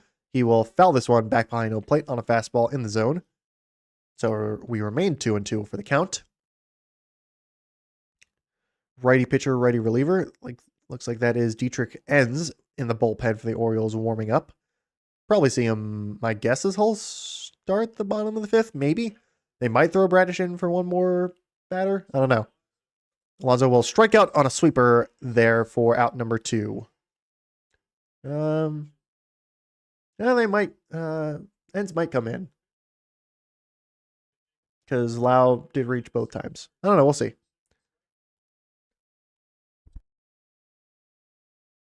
So Alonso, 2 strikeouts today at the moment. Adley Rutschman comes up. 0 for 1 on the day with a walk. He will swing at the first pitch. The swing at the first pitch, actually, which is a rarity for Adley. Fouls the changeup off of home plate also, so strike 1. Rutschman is usually a guy to take the first pitch like 90% of the time, so rarity there. Maybe it's a different approach this season. Who knows? But Adley, the switch hitter, is batting lefty at the moment against the righty Mitch Keller. 0-1 pitch is grounded off of home plate again, so 0-2 on another changeup. So basically back-to-back pitches, back-to-back results for Mitch Keller against Adley Rutschman, who's now in a quick 0-2 hole. Don't know if this will be Mitch Keller's if Adley Rutschman gets out here, don't know if this will be Mitch Keller's, probably not his last inning. They'd probably send him out for the 6th as well. But would like a few more hits here for the O's here in the top of the 5th. The 0-2 to Adley is knocked over into left center field. That will get down for a base hit. Fielded awfully poorly by O'Neal Cruz. That will easily get Gunnar Henderson. That will get Adley to second. Probably should have been a single, booted off the glove by O'Neal Cruz. That is instead a double for Adley. That is run number 2. Cruz and Brian Reynolds are talking it over. And that is a very nice bit of work there from Adley Rutschman. 4th double of the season for him. Just knocks it a little bit of a, not even a looper, just like a bit of an arc, fielded very poorly there by O'Neal Cruz. Don't know if they're going to charge an error to him. Probably not, because they have not charged that many errors so far. Basai will knock the first pitch over to first base. That is out number 3. But the O's do get 2 in the top of the 5th, so they cut the lead in half with courtesy of Gunnar Henderson and Adley Rutschman RBI doubles. So I do like that. Do like that a lot. Don't go anywhere, folks. This game is not over yet. I'm going to have some more water because my throat is scratchy from my whatever I have. My head cold or allergies, whatever it is.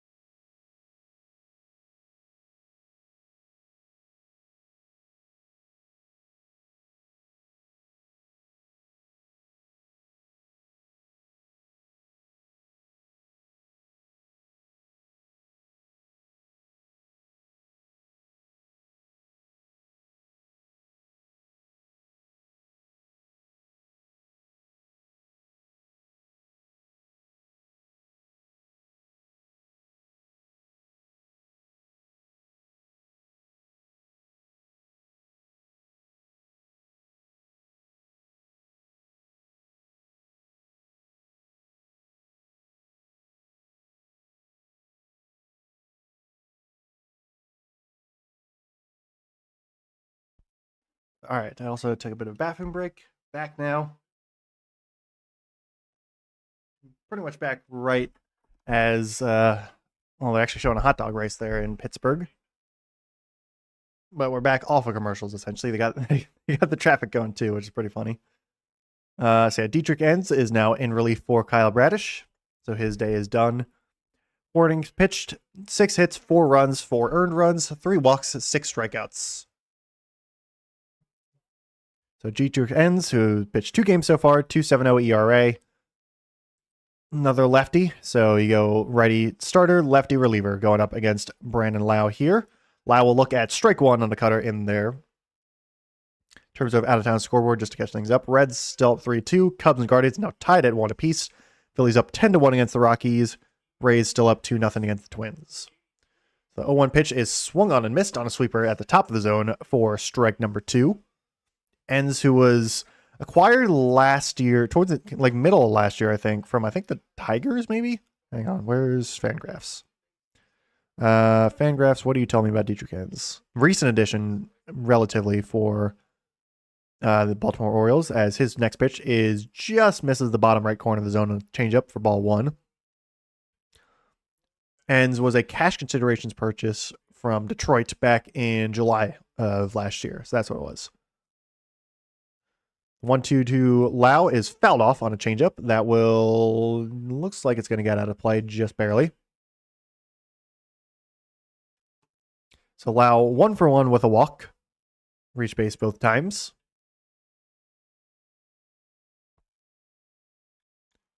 Though, despite the 4 runs, he was not actually part of any of those runs. He's just kind of doing his own thing. Still reaching base.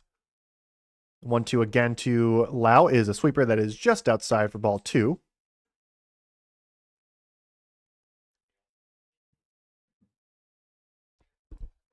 So Enns had a pretty good season for the Royals last year.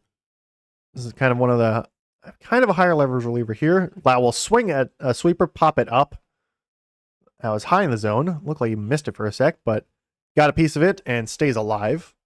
So 2-2 still is the count from Enns to Brandon Lau. One of the new additions to the Pirates lineup, and it has been off to a very hot start for them. Lau will foul this fastball behind the plate as well, so he's long battle here between Enns and Lau, lefty on lefty.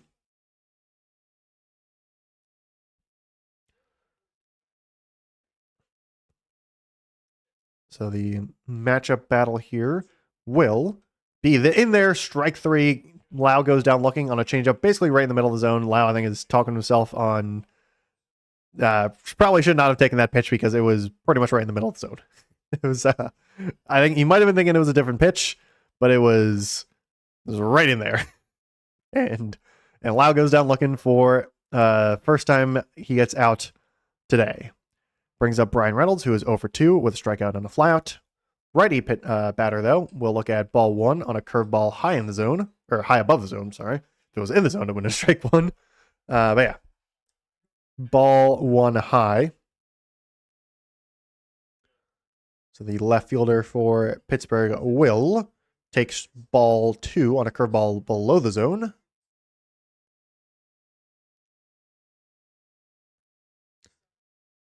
So a lot of vertical movement here for Dietrich Enns. A lot of some changeups, some curveballs. I don't think has he even thrown a fastball yet. There's a fastball that is also high. So 3-0 count here to Reynolds. Fastball just kind of missed a little bit above and away of the zone.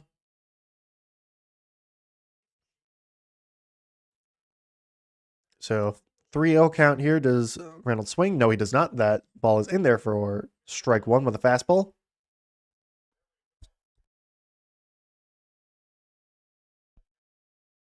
So now my guess is if the ball is in the strike zone, Reynolds will be swinging, and it is. No, he does not swing. Change up that clips the inside part of the zone for strike 2. So full count now for Brian Reynolds. Marcell Ozuna struck out both times, is on deck. After that would be Ryan O'Hearn, then after him Horowitz, then Connor Griffin. Hopefully we don't see them this inning. So bottom 5th here, 1 out, nobody on. Full count for Brian Reynolds, 0 for 2 on the day. Dietrich Enns, the lefty, delivers, and that is fouled off of the mitt of Adley Rutschman. Could not haul it in for the foul tip strike 3. Instead, we will go again for the full count pitch. So Orioles have grounded into 2 double plays so far. Pittsburgh has grounded into 1. I think Rutschman seems to be fine after taking that foul ball off the face mask. Those can certainly be scary. So Rutschman's staying in there. 3-2 is down low for ball 4. That is a walk there for Brian Reynolds. He reaches base for the first time today. And that is walk number 4 for Pittsburgh as a whole. So 81 pitches, 51 strikes for Kyle Bradish, 6 hits, 4 runs, 4 earned. They're showing it on the broadcast. That's why I'm going over this again. So Marcell Ozuna takes a fastball low for ball one. So N's not inducing many swings so far. He's thrown a decent number of balls, but does have the one out already. Ozuna will swing through a curveball there for strike one. Ozuna is really struggling with breaking balls at the moment.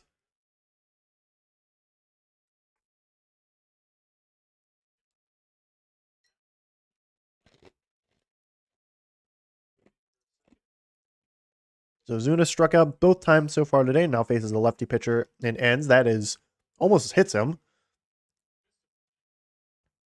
And instead it's just ball two on some kind of pitch that was not very good, to say the least.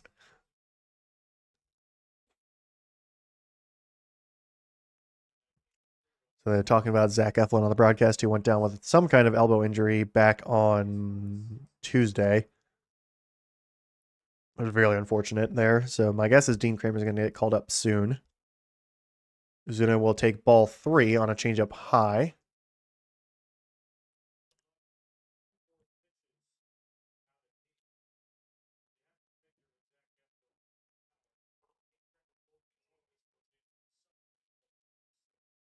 So 3-1 count to Ozuna. A throw attempt over at first base is not in time.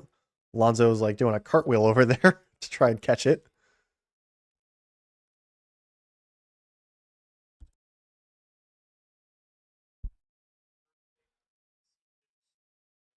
So once again, 3-2 to Ozuna. It will be the 20th pitch from Dietrich ends this inning. Instead is another throw over to first base.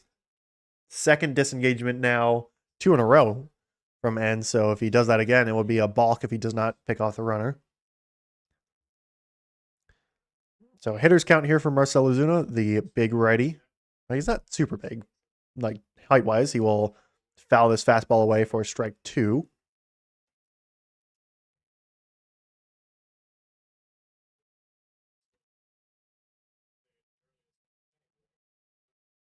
So Ozuna, because he's on the Braves before, was on the Braves from 2020 to 2025. So he was on that World Series team. Might not have played in it, though. He will walk here on the full count pitch. Fastball is outside. So back-to-back walks from Dietrich Ends to Brian Reynolds and Marcell Ozuna. So not a great start here to the fifth inning. I guess the first batter was, he got out, but not great here. Yeah, Ryan O'Hearn will get a mound visit from the pitching coach for the Orioles, Drew French.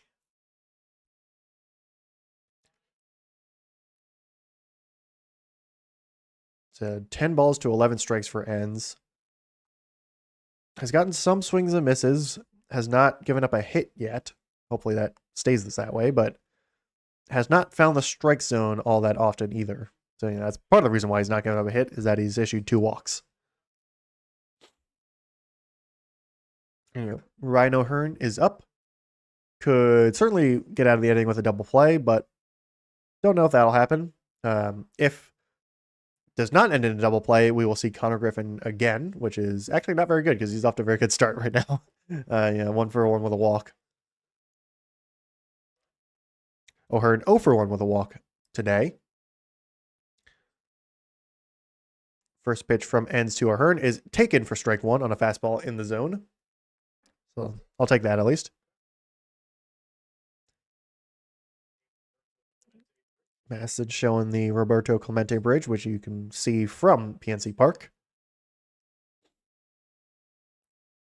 This ball is spiked in the dirt. Adley will get there. Throw to third base is not in time, so there'll be a wild pitch charge to Ends. Good play from Adley to at least block the pitch and keep it in front of him to prevent both runners from advancing. Reynolds is able to get over to third base. Ozuna stays at first base. No manager challenge at the tag at third base, so runners at first and third now. 1 out for O'Hearn on the 1-1 count as that pitch was spiked in the dirt. 24 pitches now, this will be the 24th pitch for Ends now against O'Hearn in this inning. lefty on lefty matchup here. This pitch is chopped foul. Will that, yep, will stay foul. So strike 2. Check swing foul from O'Hearn. Didn't quite get out in front of home plate, so it stays foul.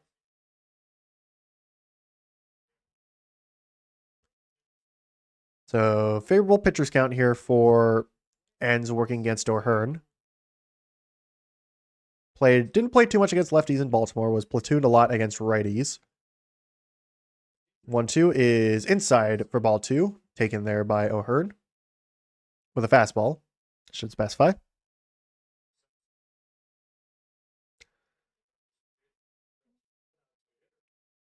So 2-2 now to O'Hearn from Ends.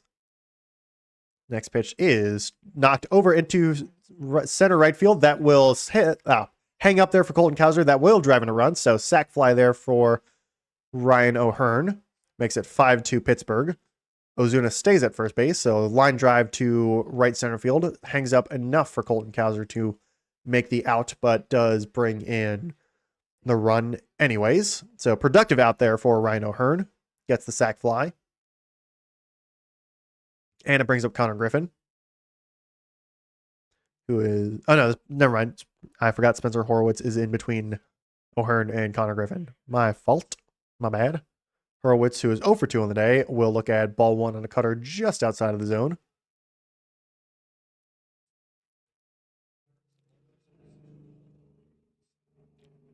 So Zuna still at first base. Horowitz will look at ball 2 on a fastball high and a little bit by his face.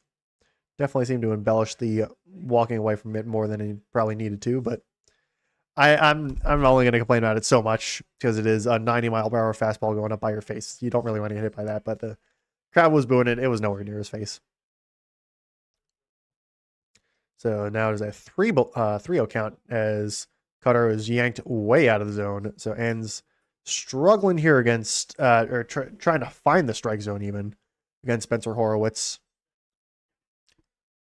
3-0 count against him. My guess is no swing from Horowitz here. He's just going to take all the way.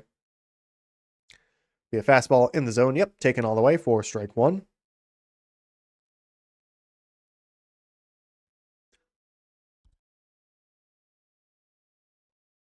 Now we can see anything.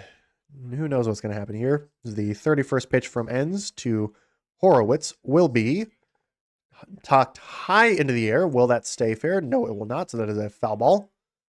Full count now for Horowitz against Dietrich Ends,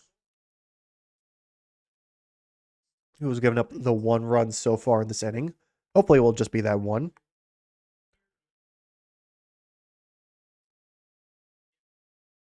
Showing Paul Skeens in the dugout at the moment. O's will not see him in this series. That will be a walk for Spencer Horowitz, just outside with a changeup. So 3rd walk for Dietrich Ends in this inning. Connor Griffin now up, who is, again, 1 for 1 with a walk. Not the guy you want to see, actually, at the moment, if you're Dietrich Ends. Also a very hot start for his major league debut.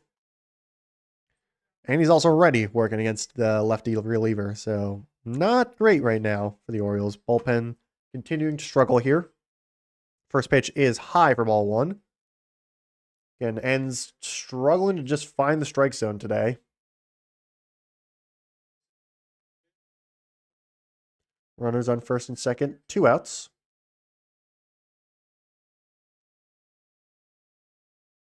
1-0 pitch to Ends. Instead, he will look back the runner at second. Ozuna is able to get back there.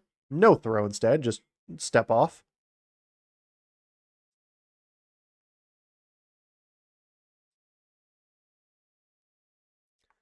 So, stadium's getting a little loud here in Pittsburgh. Or there in Pittsburgh. I'm not there in Pittsburgh. Ball 2 to Connor Griffin on a changeup inside. Danger of loading the bases here with another walk. Not a good showing from Dietrich Ends at the moment. Though he's able to get out of this with only 1 run. I wouldn't mind that. There's a strike. That is a fastball in the left side of the zone. 2-1 now. No swings yet from Connor Griffin.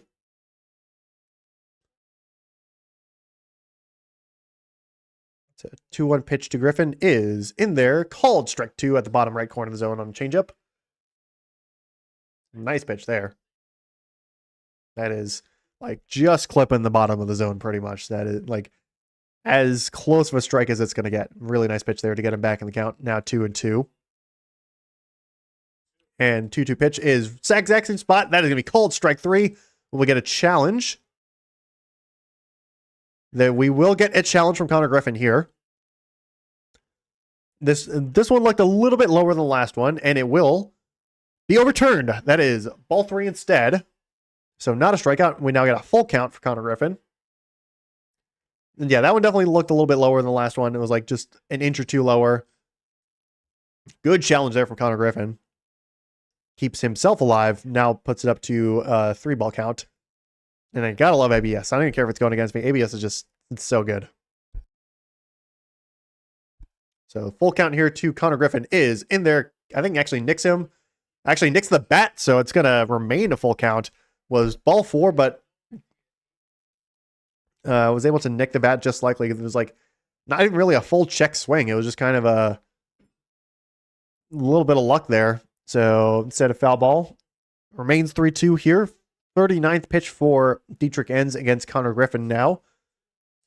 Will be swung on a miss. Strike 3. Gets Enns out of the inning, giving up only 1. So really long inning for him. Only gives up the 1 run, so that could have been a lot worse. Could have been a lot worse. That's all I'll say. And I will be back in just a moment for the top of the 6th. I'm just going to go get some more water for myself. Because, again, my throat is very scratchy.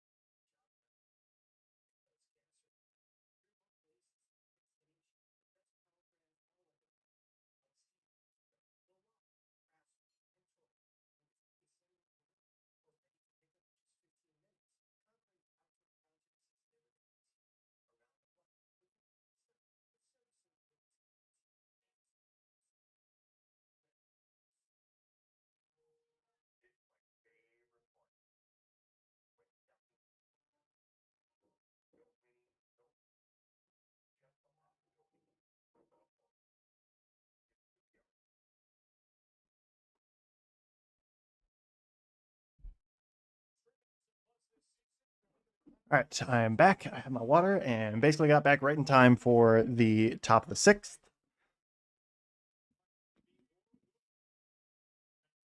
They're promoting Madison Plus. That means it is right before the start of the inning.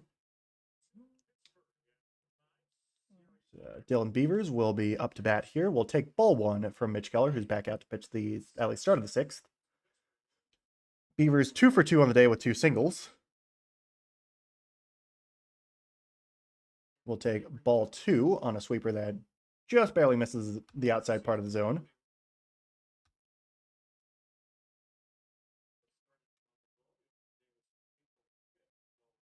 So 2-0 count here from Beavers on the 80th pitch from Mitch Keller is taken for strike 1 on a fastball sinker in the middle of the zone.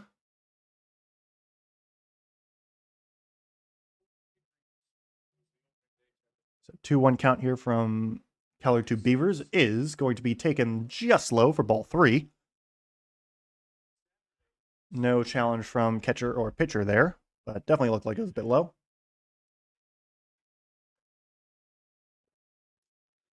So favorable count here from Beavers, who's 2 for 2. He will sky this one out into not even the outfield. That will be Jared Triolo will make the out there, so probably shouldn't have swung on that pitch. Dylan?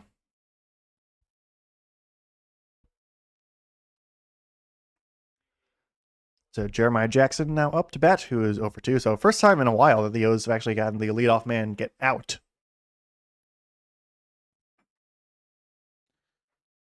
So Jackson will chop this first pitch over to shortstop. Connor Griffin fields it, throws it, gets the out there. So 2 quick outs for Mitch Keller here in the top of the 6th. And what might be his final inning, probably will be. He's at 83 pitches right now, but I mean, if he only pitches like 5 innings in this inning, maybe he'll go an extra third in the 7th. Tyler Wells warming up in the Orioles bullpen. Keller's pitch to Cowser is a curveball low for ball 1. Cowser has struck out and walked, I believe. Yep. Walk and strikeout so far for his day. He will look at a changeup in the zone for strike 1. Struck out on 3 straight changeups the last time he was up. Again, Cowser, very bad changeup hitter. He's always struggled with them. And I think Keller's kind of figured that out. He will throw another changeup. That one yanked a bit, so that is ball 2. Cowser's a guy the Orioles really want to, find his groove. He's got power, and he's shown flashes, but he's not been able to really consistently hit yet. Still young, obviously. He will ground this sinker off himself and foul for strike 2. But there's stretches where Cowser is really good, and then there's stretches where he's really bad at the plate. Obviously didn't help last year that he was out for 4 months with a broken thumb, but it's you want him to just put it together a little bit more consistently, hit changeups a bit better, because he's got the stuff. He will chop this one. Emergency check swing that will be grounded over to first base instead. Nice field there by Spencer Horwitz. Flips it over to Mitch Keller, who covers the bag and gets the out for a quick 1-2-3 top of the 6th inning for Pittsburgh. So not great showing there from the Orioles offense, who really needed to kind of get going after they put up 2 last inning. Instead, they go down in order 1, 2, and 3.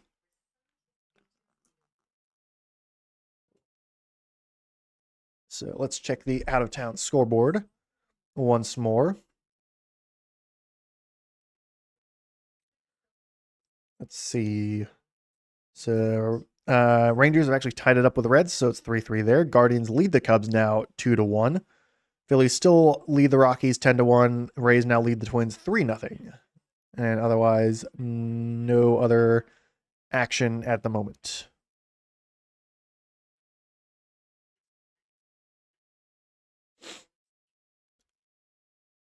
So going bottom 6th here, we'll have Tyler Wells, I assume. Tyler Wells will be subbing in for Dietrich Enns.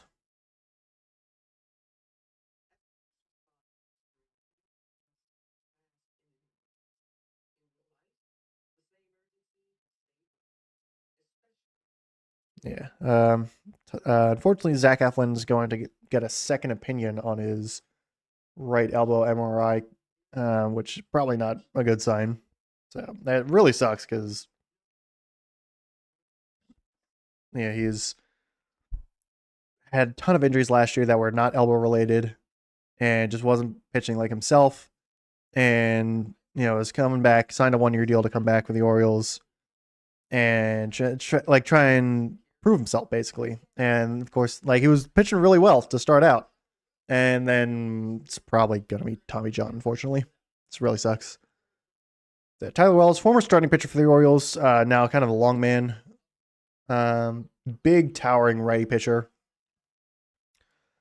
Will now pitch here.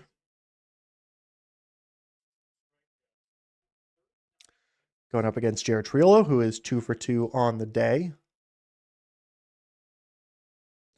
Wells not off to a great start so far this season. Throws strike 1 on a fastball at the top of the zone.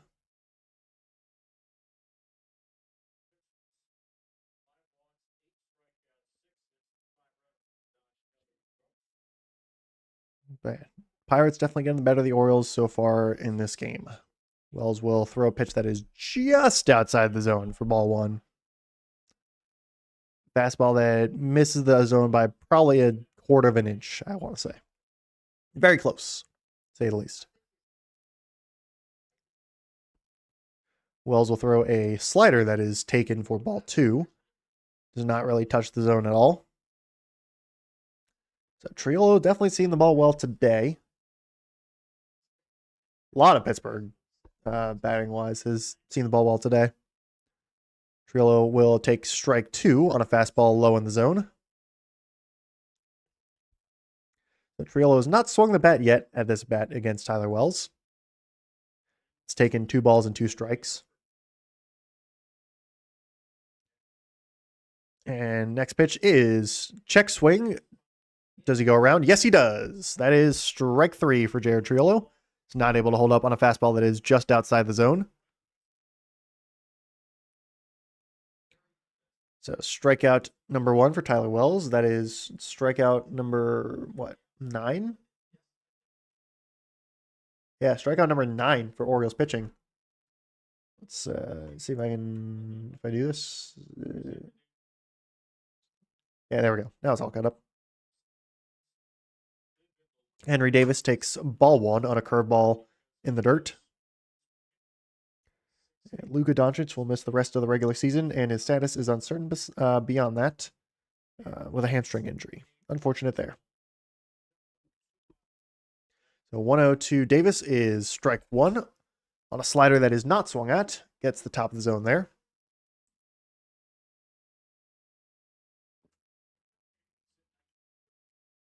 So 1-1 count to the 9-hitter and catcher. Righty on righty matchup here. Davis will swing through a fastball that is above the zone. No chance of making contact there. So 1 and 2.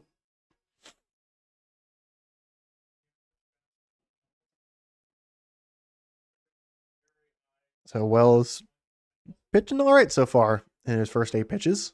Could always change, but first 8 were nice. Davis will ground this one. Fielded there. Nice pick by Alexander. Throw over. It will be in time. No, not in time. Oh, man. Ground this. We might get a challenge here. Blaze Alexander makes a really nice diving stop at third base. Like he is in foul territory when he makes the throw over to Alonso. Looked like he honestly got him in real time. We're getting a challenge here from Albernaz. This was a really good play by Blaze Alexander over at third base. It's a chopper that basically goes right over the third base bag. Alexander is like 3 feet into foul territory, makes the throw over to Alonso. Does he get him in time? Davis takes a weird angle at it. Oh, he's got him. Davis is out. Yeah, maybe. This will be close, actually. The angle's a bit weird. But Davis was like taking, I think that's what it was. So Davis thought the ball got by Blaze Alexander, so he's trying to take the rounded route to try and go to second. But obviously it was not. Play is overturned. Runner is out. So that was some spectacular defense by Blaze Alexander to get out number 2 here in the bottom of the 6th. Certainly take that. That was well done. Dare I say Manny Machado-esque. It's no Machado throwing off his back foot on like a laser shot from like 30 feet into the foul territory, like what he does. Like those plays that Machado does is just insane. But former Orioles third baseman, that ball is launched by O'Neal Cruz into right field, got under it a little bit, and that is 1 pitch, 1 out. Third out of the inning, caught by Dylan Beavers. That is a nice shutdown inning there by Tyler Wells, aided, of course, by a really nice play there by Dylan Beavers. Go away, Lenovo Vantage. I do not need to update at the moment. Please stop telling me I need to update my computer. I'm fine. I'm good.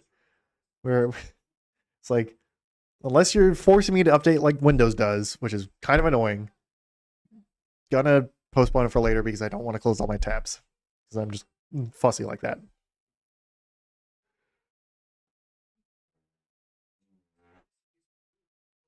All right, let's see. Any changes in the scoreboard? Nope, no changes in the out-of-town scoreboard. That was a pretty quick inning. But yeah, that was really nice play there by Blaze Alexander.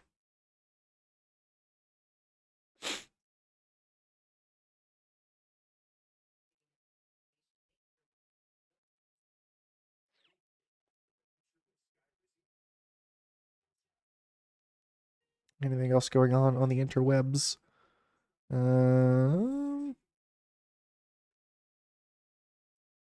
Nothing too much at the moment, I think. Nope, doesn't really look like it.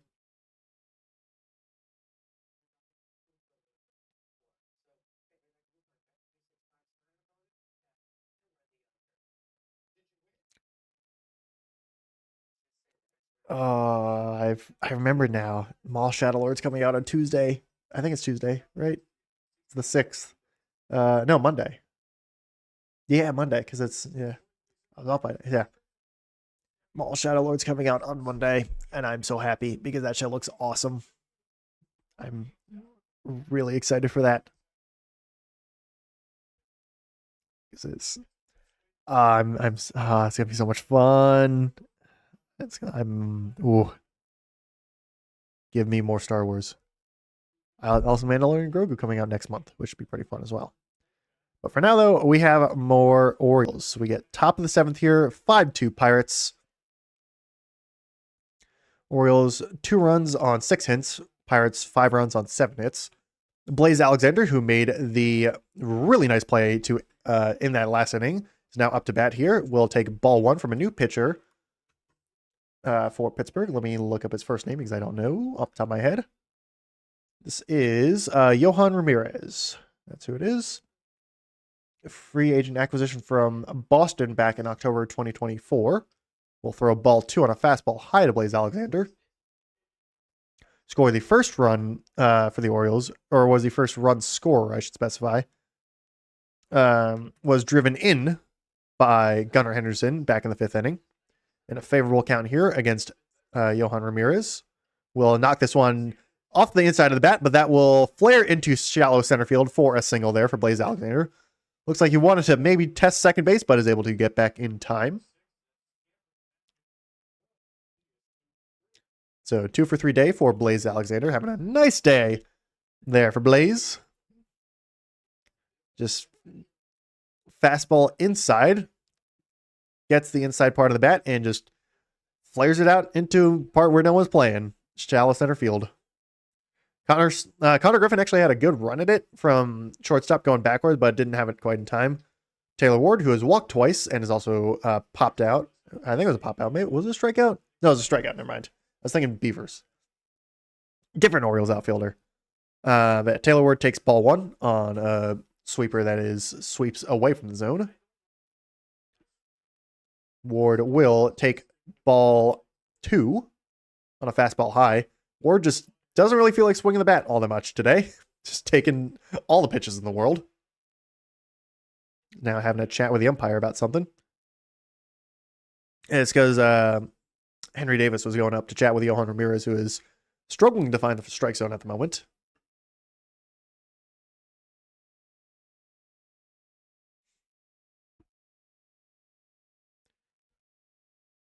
So I guess Ward was maybe trying to, I don't know, get an insight on the strike zone. Now we're getting a full infield meeting from basically everyone on the Pittsburgh Pirates. I think it's actually a pitching mound visit from the pitching coach.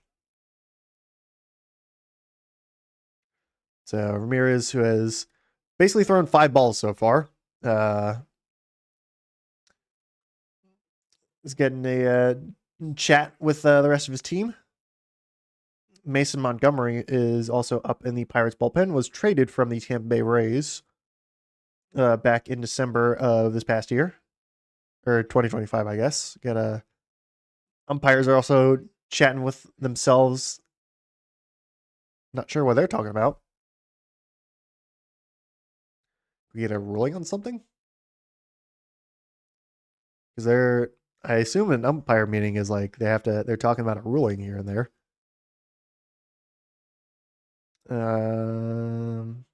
Not sure. Don't know what that was about.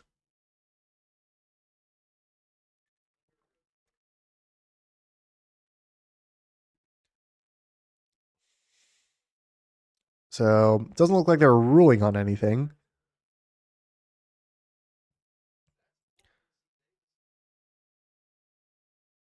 Okay, so I think they might have been chatting about the mound visits for the Pirates because It was originally Henry Davis and Johan Ramirez just talking between themselves, and then the Pirates, like as Davis is going back, he goes back onto the mound, and then the Pirates pitching coach comes out, and then all the infield shows up. Maybe they're talking about that. I don't know. Anyway, right now it's 2-0 to Taylor Ward. Davis will throw.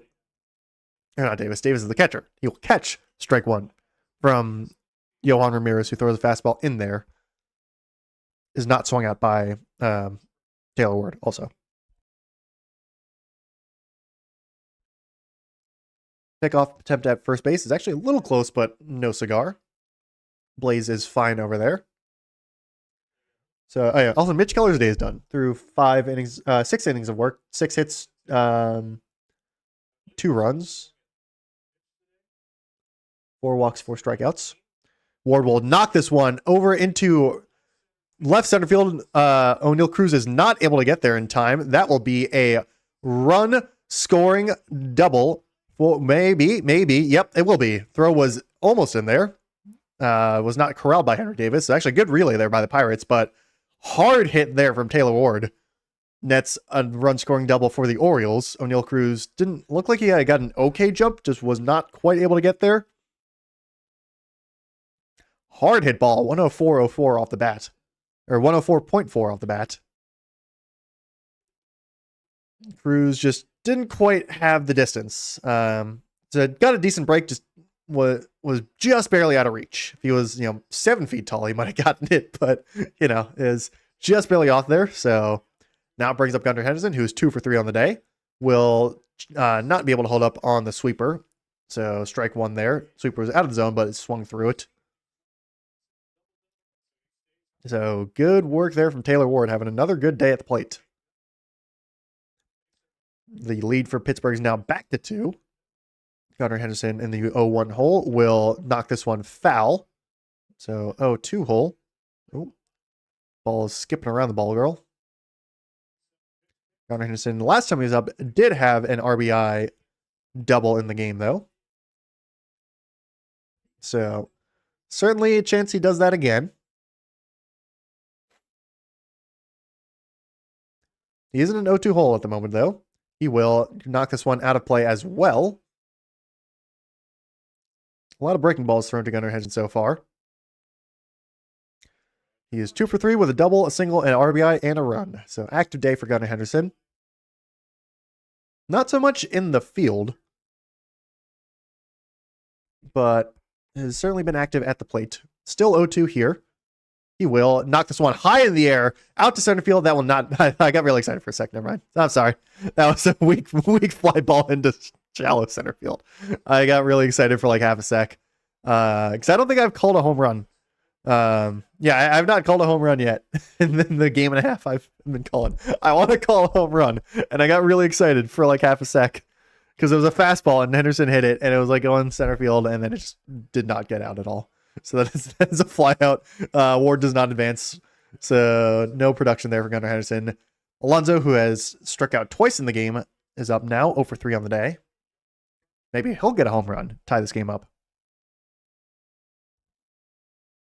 First pitch he sees is low for ball 1 on a sinker. Would like a hit here from Mr. Pete. Wouldn't mind that at all. So decent count here for Alonso, 1-0 here. He will look at ball 2 on a fastball yanked away. So definitely in a favorable count now.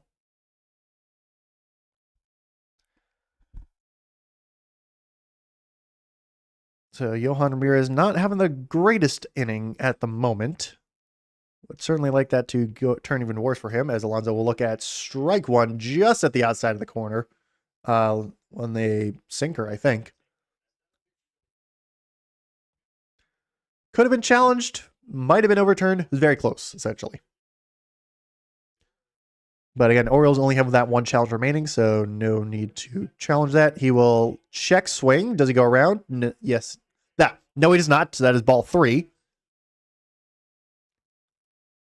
It was kind of a sweeper, curveball, slider, whatever you want to call it.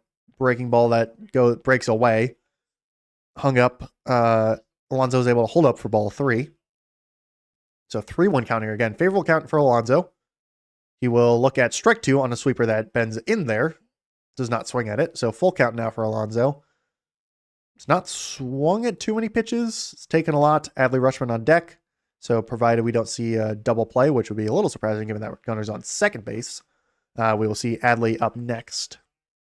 Alonso will ground this one, or knock this one foul behind home plate. There's a swing there for Alonso.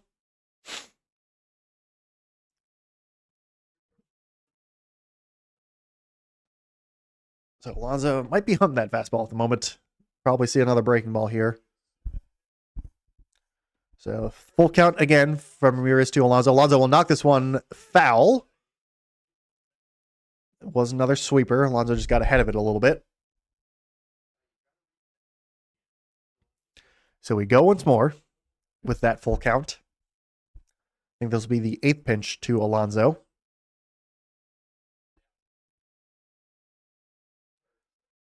So 3-2 again. Alonso will take called ball 4. We're getting a challenge from Henry Davis. I think this is going to stand, but this is also going to be very close. This is either going to be a walk or a strikeout. It's a sweeper that Alonso took inside. This will stand as a ball. So Pirates lose their second challenge. Alonso reaches first base on a walk by 0.1 of an inch. A 1/10 of an inch is the distance. That is crazy.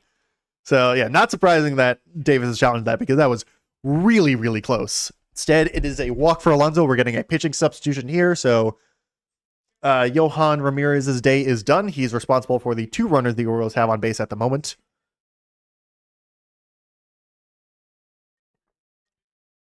Mason Montgomery is trotting out with Adley Rutschman coming up to bat. So might now thought they have a pitch runner for a second, but no, they're not. So this could be interesting, folks. Rutschman certainly has a chance here to not blow this game open, do the opposite, tie this game up.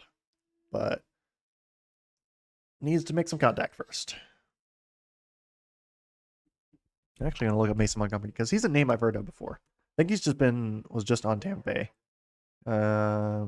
Mason Montgomery. Born in 2000. Wow. Okay. He's actually younger than I expected. Was on the Rays in 2024 and 2025. 6th round pick in the 2021 draft. Maybe I'm thinking of someone else. I'm not thinking of Mason Miller, but it's I don't know.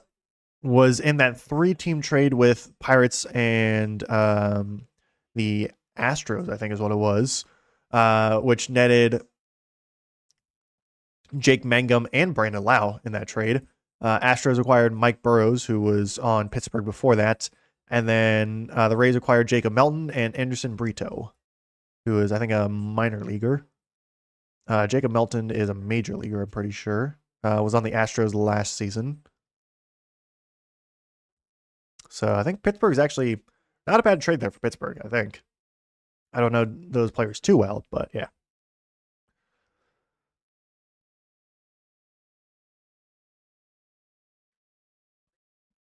Montgomery, 12 ERA so far and through 3 games. Only pitched 3 innings out of the bullpen.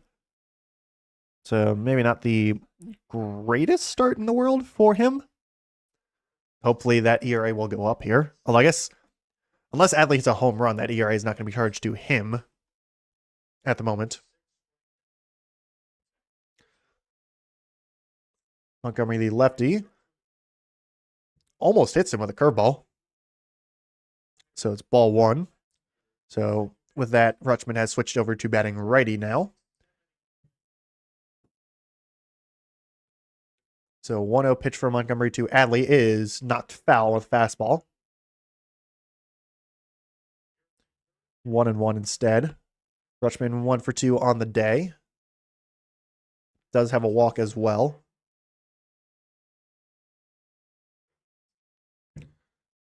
So a big chance here for the Orioles. That is in there for strike 2 on a fastball low in the zone. No swing from Rutschman. On deck is Samuel Basayo, who's 0 for 3 on the day. but would certainly like Adley to knock another Adley double here. It's a signature Adley double. Would be pretty nice. So the 1-2 to Adley is knocked foul. Another fastball. 100-mile-per-hour fastball also. So Montgomery's got a lot of heat coming out of the left hand.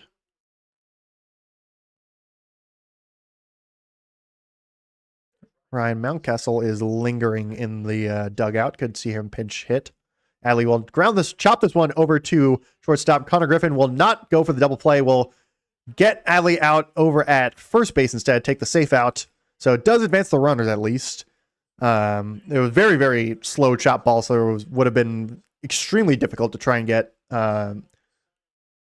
Alonso over there at second. Basayo is remaining in the game, though. Could have potentially seen Mountcastle pinch hit for Basayo if you want to do the righty on lefty matchup, but instead Albie's trusting his young superstar in Basayo, or potential superstar. And, I would like to say he's a superstar, but he hasn't quite reached that level yet, but he is certainly being hyped up, is Basayo. He takes strike one on a fastball low also. Mounty's actually on deck, so he's going to be pinch hitting for Dylan Beavers.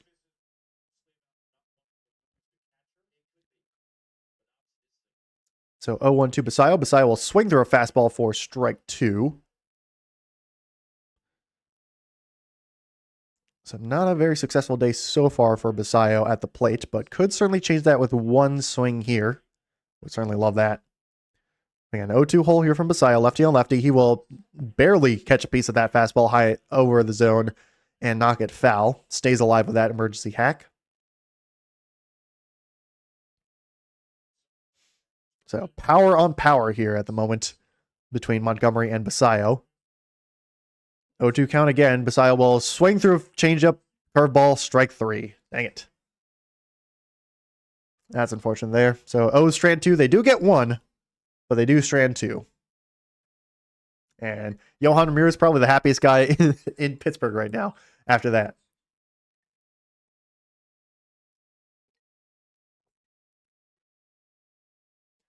So O's still down two, but they're not going quietly into the night or in the late afternoon, evening, I guess.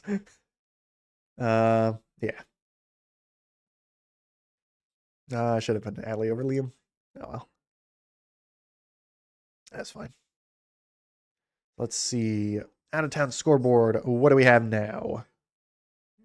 We have any changes? Reds up 5-3 over the Rangers now. Guardians up 4-1 over the Cubs. Phillies still up 10-1 over the Rockies. Rays and Twins are tied at 3 now. Actually, I think they've been tied at 3 now that I think about it. And otherwise, nothing going on. The Brewers and Royals are actually postponed. So I guess weather's happening there. Do I need to switch around anyone in my lineup? Maybe? No. Maybe. Actually, yeah, I do. Hang on. I need. Well, I don't want to switch in Brett Rooker because he's been terrible so far. But let's see.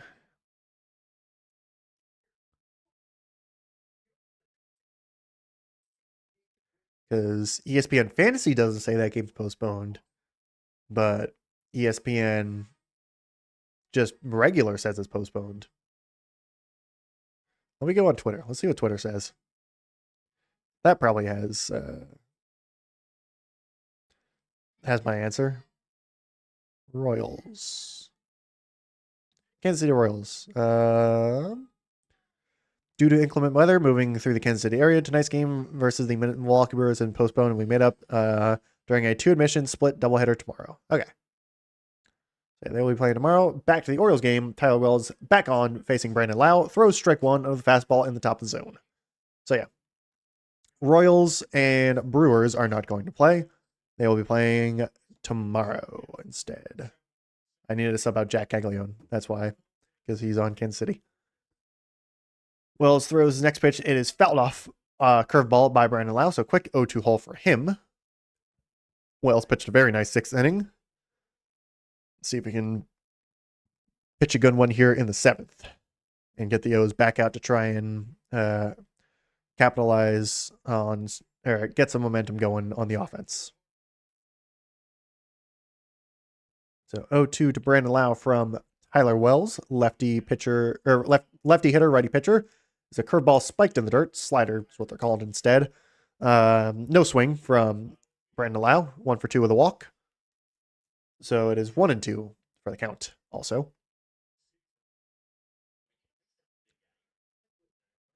So the 1-2 to the lefty Lau is another slider in the dirt. No swing again. Ball 2.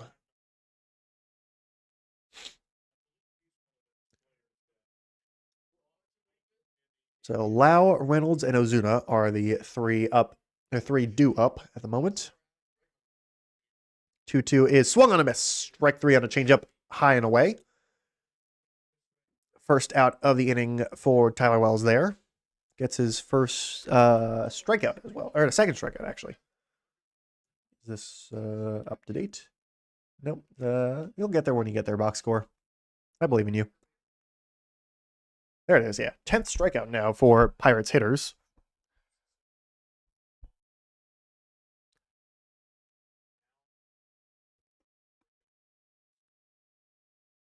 First pitch from Wells to Reynolds is high for ball 1. They were showing Basayo in the dugout earlier. I hope he wasn't injured, but he was walking into the clubhouse. Don't know what's happened there. I think he might just be frustrated. Hopefully it's just that. Don't need any more injuries. This ball is just flew out into actually pretty deep left field. Caught by Taylor Ward, though, by Brian Reynolds. So that is out number 2. Pop fly left field on a fastball. Okay, besides back in the dugout, it might have just been frustration for him. Hopefully. He's drinking some water. Looks fine enough. Yeah, he's definitely showing some frustration so far because he's struggled a little bit so far in the season, but it's only been now 7 games, and he's hit well other times. So it's just young guy wants to do well. So no surprise, nothing wrong with that. First pitch to Ozuna is a slider in the zone, no swing for strike 1. Yeah, Basayo looks fine. I think he's probably just frustrated. He's also the DH, so you're not going to see him in the field. Ozuna takes, slider, called ball 1. Probably could have challenged that, but I think the O's are being very protective of their last challenge. Pittsburgh is out of challenges in terms of ABS challenges, by the way. So 1-1 to Marcell Ozuna, who's over 2 with a walk. We'll take strike 2 with a fastball low in the zone. So Ozuna has struck out twice, walked once, is in danger of striking out a third time here. Nobody on, 2 outs, bottom of the 7th here. Ozuna will take ball 2 on a changeup in the dirt.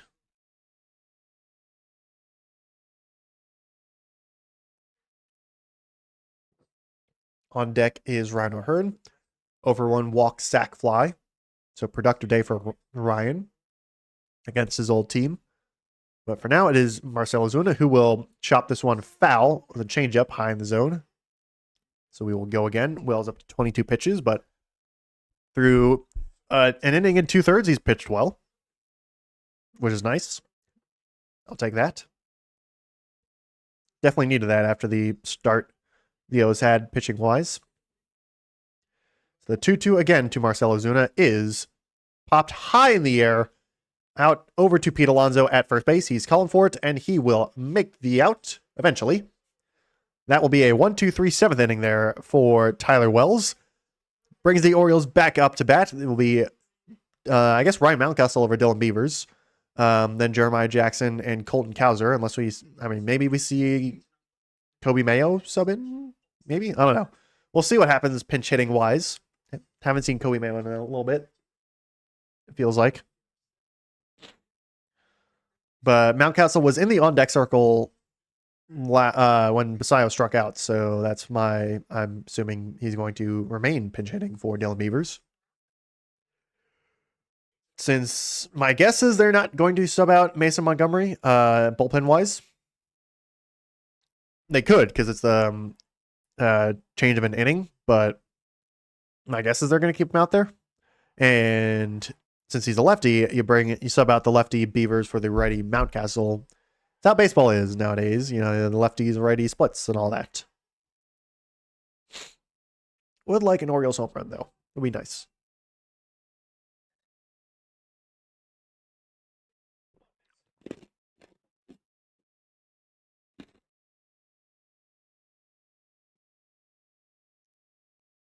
All right, let's check the out-of-town scoreboard once more. Has anything changed in the very brief time since now? No, nothing has changed. Actually, the Rangers went final. Never mind. Reds win 5-3. So they had a 2-run home run in the top of the ninth and hung on to complete the save in the bottom of the ninth. So the Reds get the win there.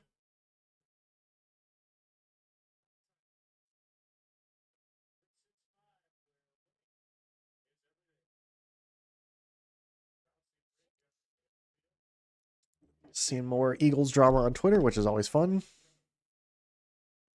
Most insufferable team in football. Oh, actually, we'll get a pitching substitution. Dennis Santana. 4 games pitched, no earned runs so far through 4 innings. So that's pretty good. Probably their setup man, I would assume then. So instead, Dylan Beavers will stay in. He'll ground the first pitch over directly to second base, fielded by Brandon Lau, and throws him out on the first pitch. So hard hit ball, but right to Brandon Lau. Unfortunate there for Dylan Beavers. Also have, I believe, Jake Magnum defensive substitution in at left field for Brian Reynolds. That's what it's listed there on ESPN. Leota Taveras is pinch hitting for Jeremiah Jackson. Jackson was righty. Taveras is a lefty. So the first pitch he sees is called strike 1 at the bottom left corner on a slider. Probably was a strike. Very close, though. So I'm curious, since Jeremiah Jackson was playing second base, curious how they're going to, will shift around the defense after this, because Taveras is an outfielder more so than anything else. Taveras will take ball 1 on a changeup way outside.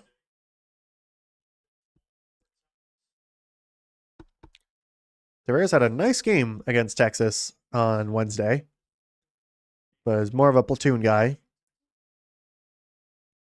He will look at strike 2, just clips the outside part of the zone with a fastball.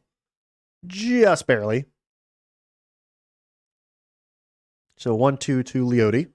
Former Texas Ranger, was on that World Series team in 2023, I believe, if I remember correctly. Now in Baltimore.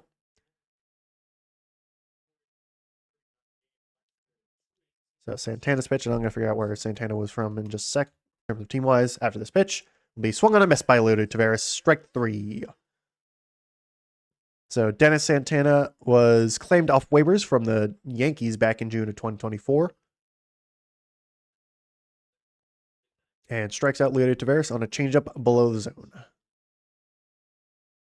So 2 down pretty quickly through just 5 pitches here in the top of the 8th. Rose running out of chances right now. Colton Cowser up, 0-for-2 with a walk. We'll look at a changeup low for ball 1.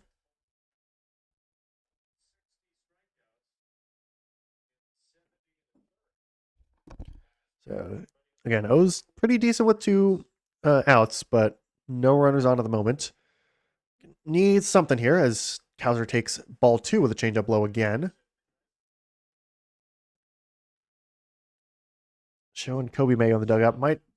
Could sub him in for Leota and just have him move to third and then Blaze to second. That's probably what's going to happen. Cowser takes strike 1 on a fastball, the bottom of the zone.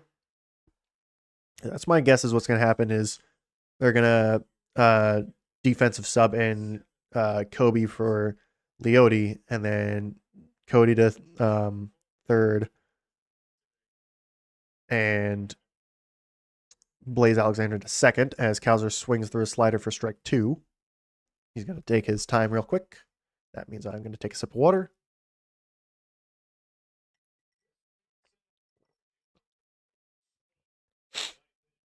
Not sure who the Pirates closer is. We'll see what happens there because right now they're still... If Cowser were to get out here, it would be a closed situation. Most likely. Cowser will chop this one over to the third base. fielded by Triolo. Triolo will throw out Cowser at third base. So, yep. Unless Pirates completely blow the doors open here in the bottom of the eighth, we'll see whoever the Pirates closer is in the ninth. Now, I hope we do see the closer because that would mean the Orioles are still only down by 2 runs. I'm going to go to the bathroom real quick, so I'll be right back.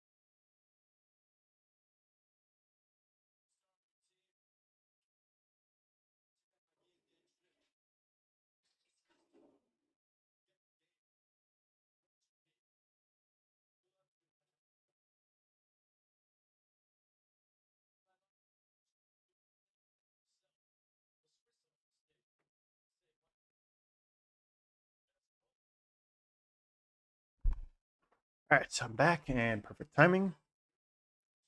Showing the schedule at the moment for the Orioles. Yeah, three games against the Pirates, then 3 games against the White Sox away. Then they have an off day Thursday, then back home for the Giants. So yeah, next week's stream will be the home game, 7 o'clock roughly, against the San Francisco Giants over in Camden Yards. So Rico Garcia is up to pitch for the Orioles. 2 games pitched, 2.1 innings pitched.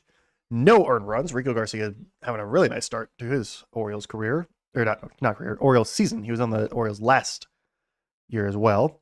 First pitch is grounded by Ryan O'Hearn over to Pete Alonso at first base. Nice diving stop by Alonso, who flipped it over to Garcia, covered the first base bag, and gets O'Hearn out on 1 pitch.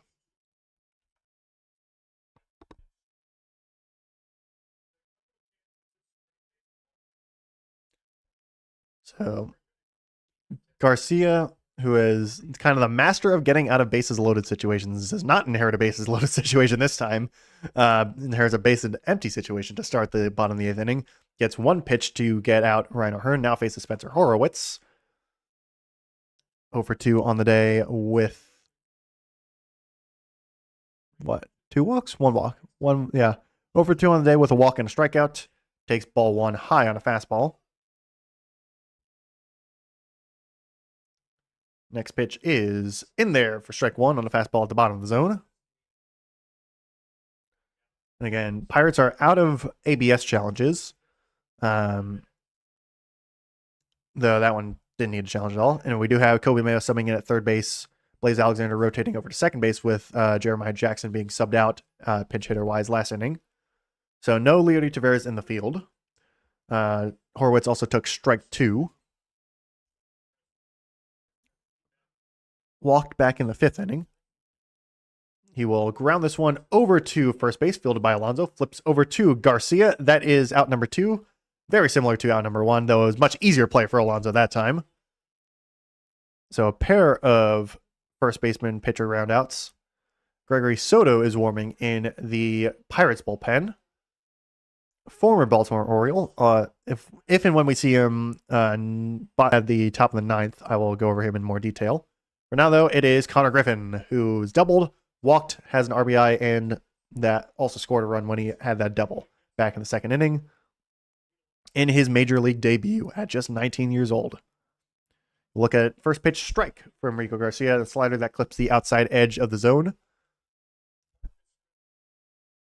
It's a really good bullpen performance from Tyler Wells to keep this game close. Garcia's also put up good 2/3 of an inning so far. Throws ball 1 on a fastball that just misses the bottom left corner.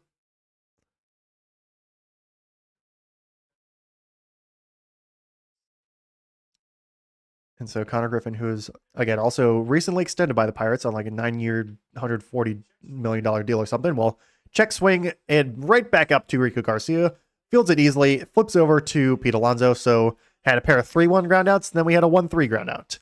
And that will do it for the bottom of the 8th. So very quick work there from Rico Garcia to give the Orioles one last chance to try and win this game. So it should be, I think, Blaze Alexander. So I think Kowser was the last one to end off. But yeah, Alexander, Ward, Henderson in the top of the 9th as the last chance for the Orioles. And that's actually kind of been the order that's been putting in the work. So it's kind of the guys you might want up, actually. So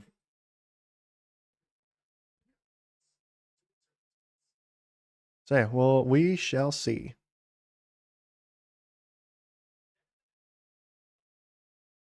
Yeah, good work there for Rico Garcia. And we'll see. Wouldn't mind a little bit of a comeback win here for the Orioles. Wouldn't mind that whatsoever.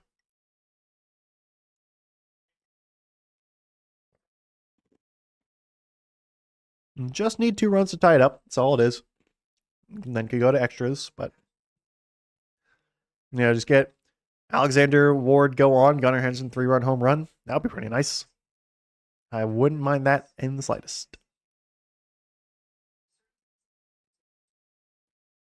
We got commercials instead, and we get cancer commercials, which is, as stand up to cancer, that's a good cause and whatnot, but it's like, I don't want to think about cancer while I'm watching a baseball game. It just makes me sad.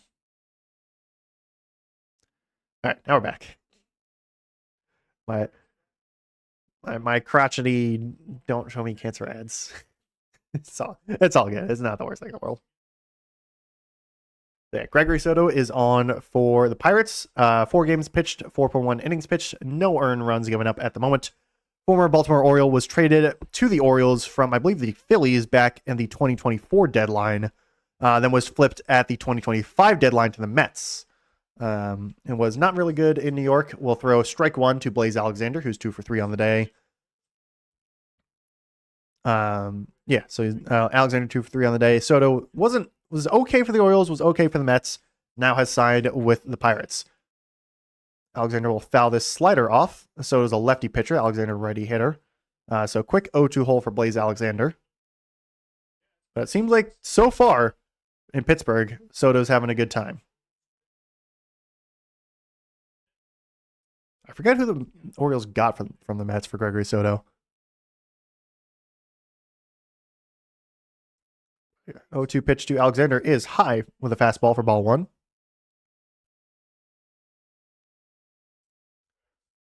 But the Pirates setup man did his job. Now the Pirates closer in Gregory Soto will look to do the same. 1-2 to Blaze Alexander, top of the 9th.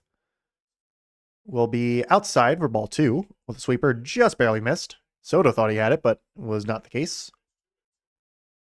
O's down by 2. Need to score 2 to at least advance this to the bottom of the 9th.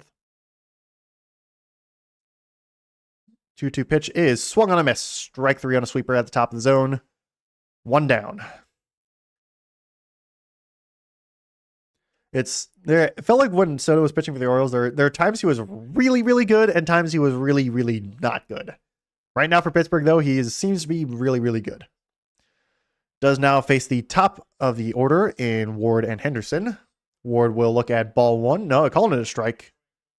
No challenge from Taylor Ward. Probably should have challenged that, but instead it is strike 1 Taylor Ward. 1 for 2 with a double, 2 walks.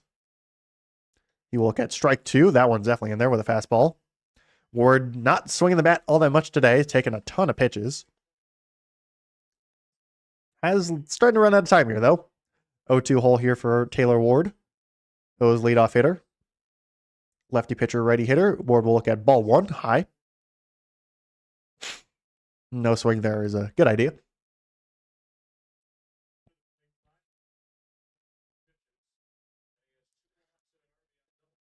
So the 1-2 to Taylor Ward will be high again with a fastball for ball 2. Henderson is looming on deck. He's had 2 for 4 day. After that would be Pete Alonso. Soto will strike out. No, never mind. That is popped over into foul territory and left, and that will get out of play. Not a strikeout. Looked like he was walking off for a step, but instead pop foul, so we remain 2-2.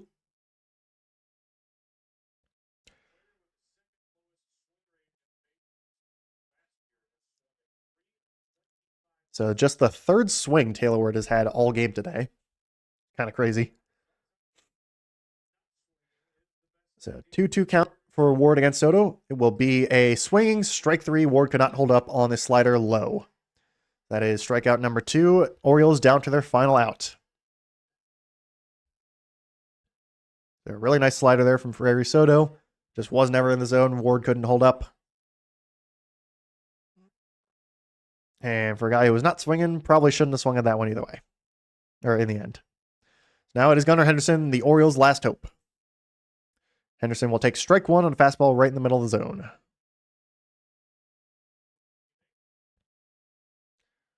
Double, single, RBI, and a run for Gunnar Henderson. Has not struck out. He will pop this one in the air, though. That will get out of play. So he is down to his last strike in the 0-2 hole. Saw a Team USA jersey in there. That was pretty interesting. Probably Paul Skeens jersey, I would assume. Again, if Henderson were to reach, Pete Alonso would be up 0 for 3 with a walk.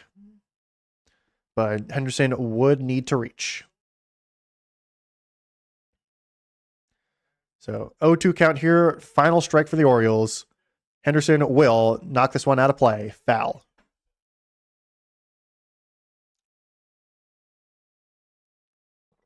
So we go again.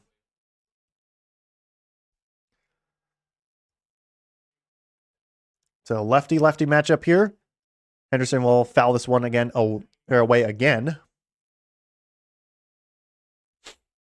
That was a fastball that time. Some defensive swings for Gunnar, but still alive.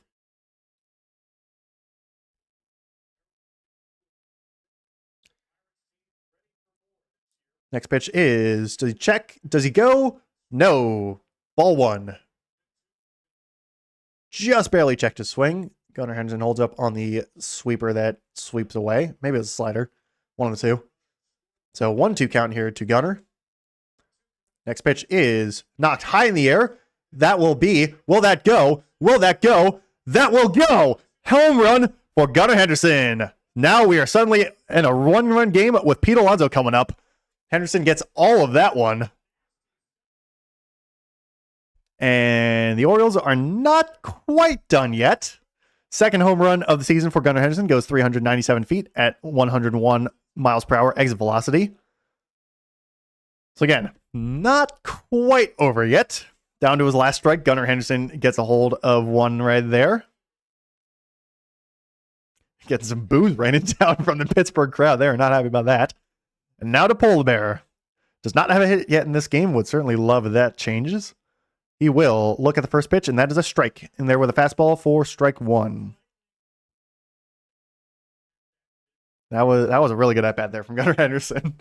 That is vintage Gunnar Henderson right there. So 1-0 to Alonso. He was swinging through a sinker for strike 2, so suddenly he is down to his last strike. Alonso not having a good day at the plate at the moment. Takes his time now. So once again, Orioles down to their last strike. Now only down 1 run.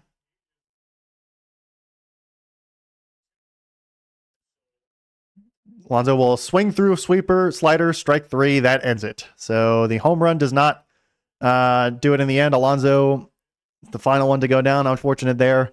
Orioles fall to the Pirates 5-4 in this series opener. So 4 runs, 9 hits, 8 left on base for the Orioles. Definitely could have had this game. Bradish gives up that 4-run second. Dietrich Enns gives up the 1 run that ends up being the game-winning run. Pirates 5 runs, 6 hits, 5 left on base. So not the prettiest game from either side. Definitely an ugly game for the Orioles as a whole. That will do it here. So tune in next week, baseball-wise, for Orioles-Giants back home at Camden Yards. Tune in next Thursday as well for more Super Metroid, as I don't think I'm going to finish Super Metroid next week. but I'll probably get close. I mean, maybe it will. We'll see what happens. Because I know I am close. I'm probably going to do like a big old item run and then beat Ridley down in Norfair. So that's probably what's going to happen there. And yeah, so that tune in for that. Otherwise, though, that will do it. Thank you very much for watching.